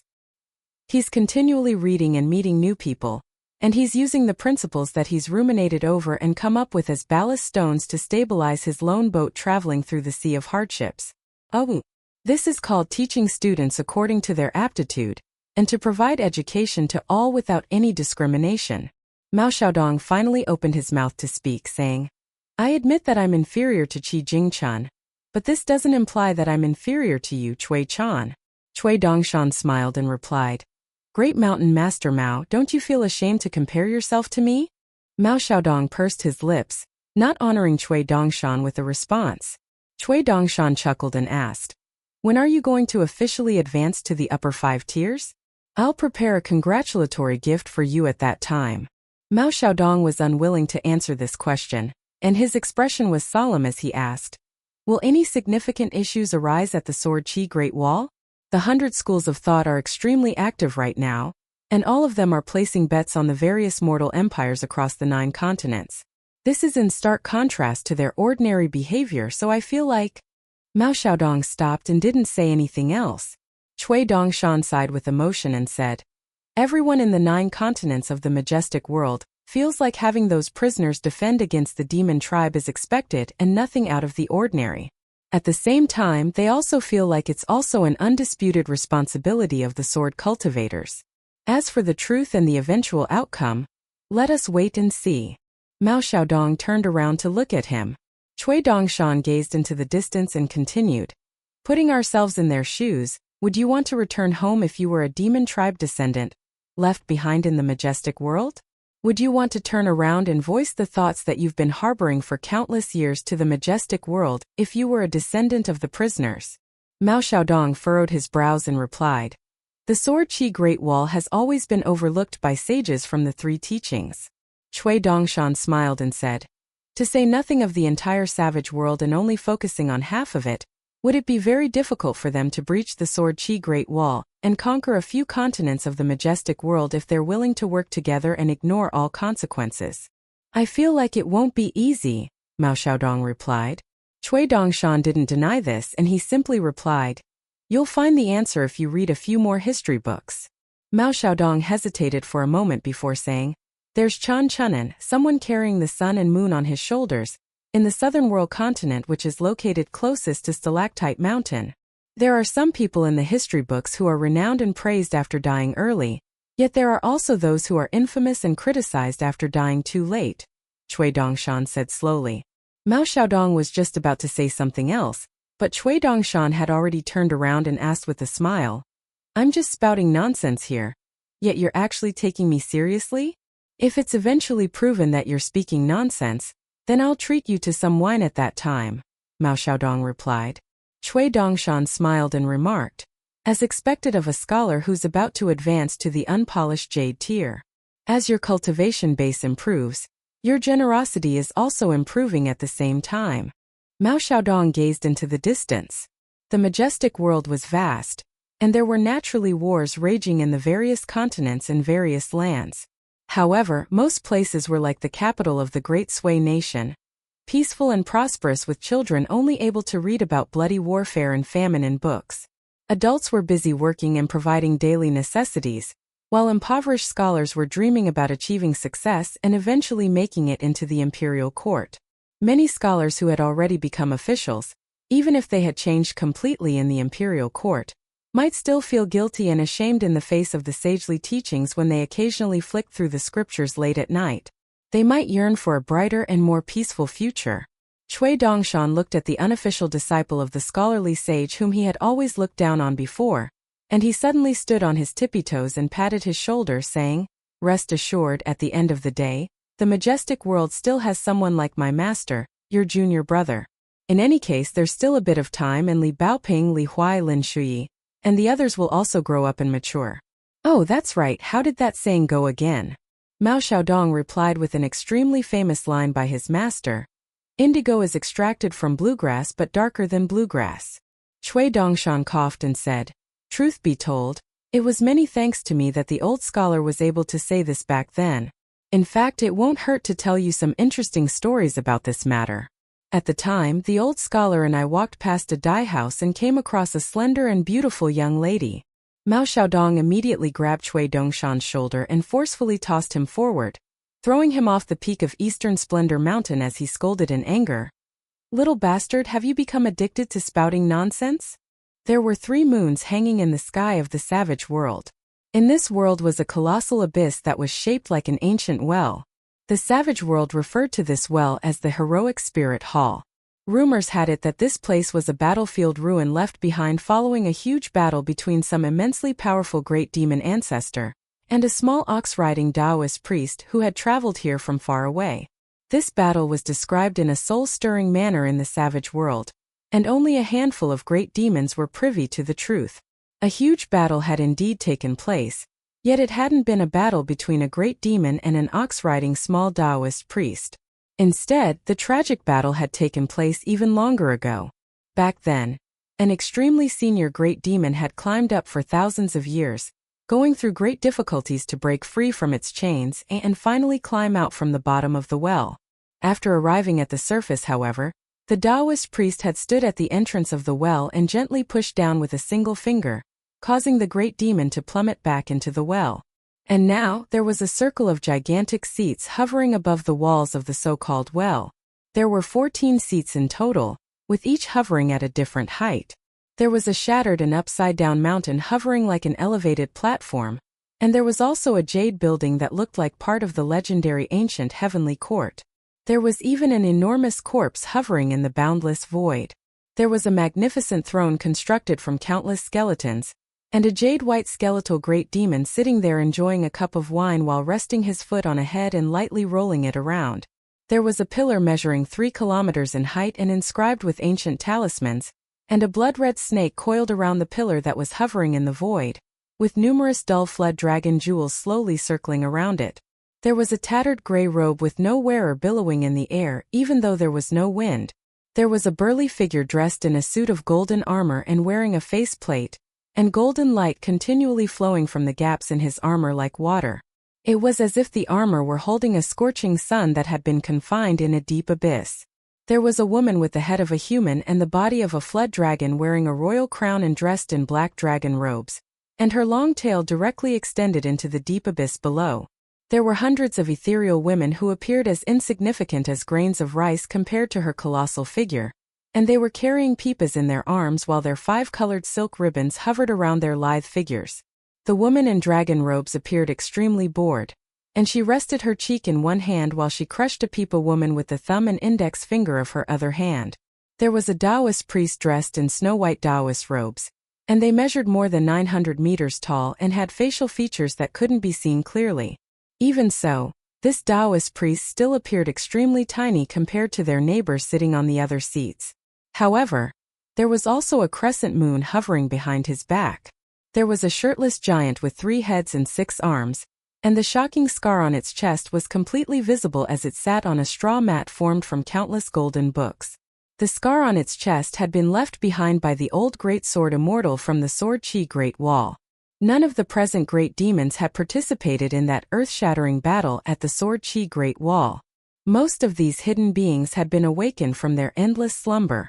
A small number of them had already been greatly renowned for thousands upon thousands of years, yet they never participated in the battles against the Sword Chi Great Wall, and instead chose to observe the situation from the sidelines.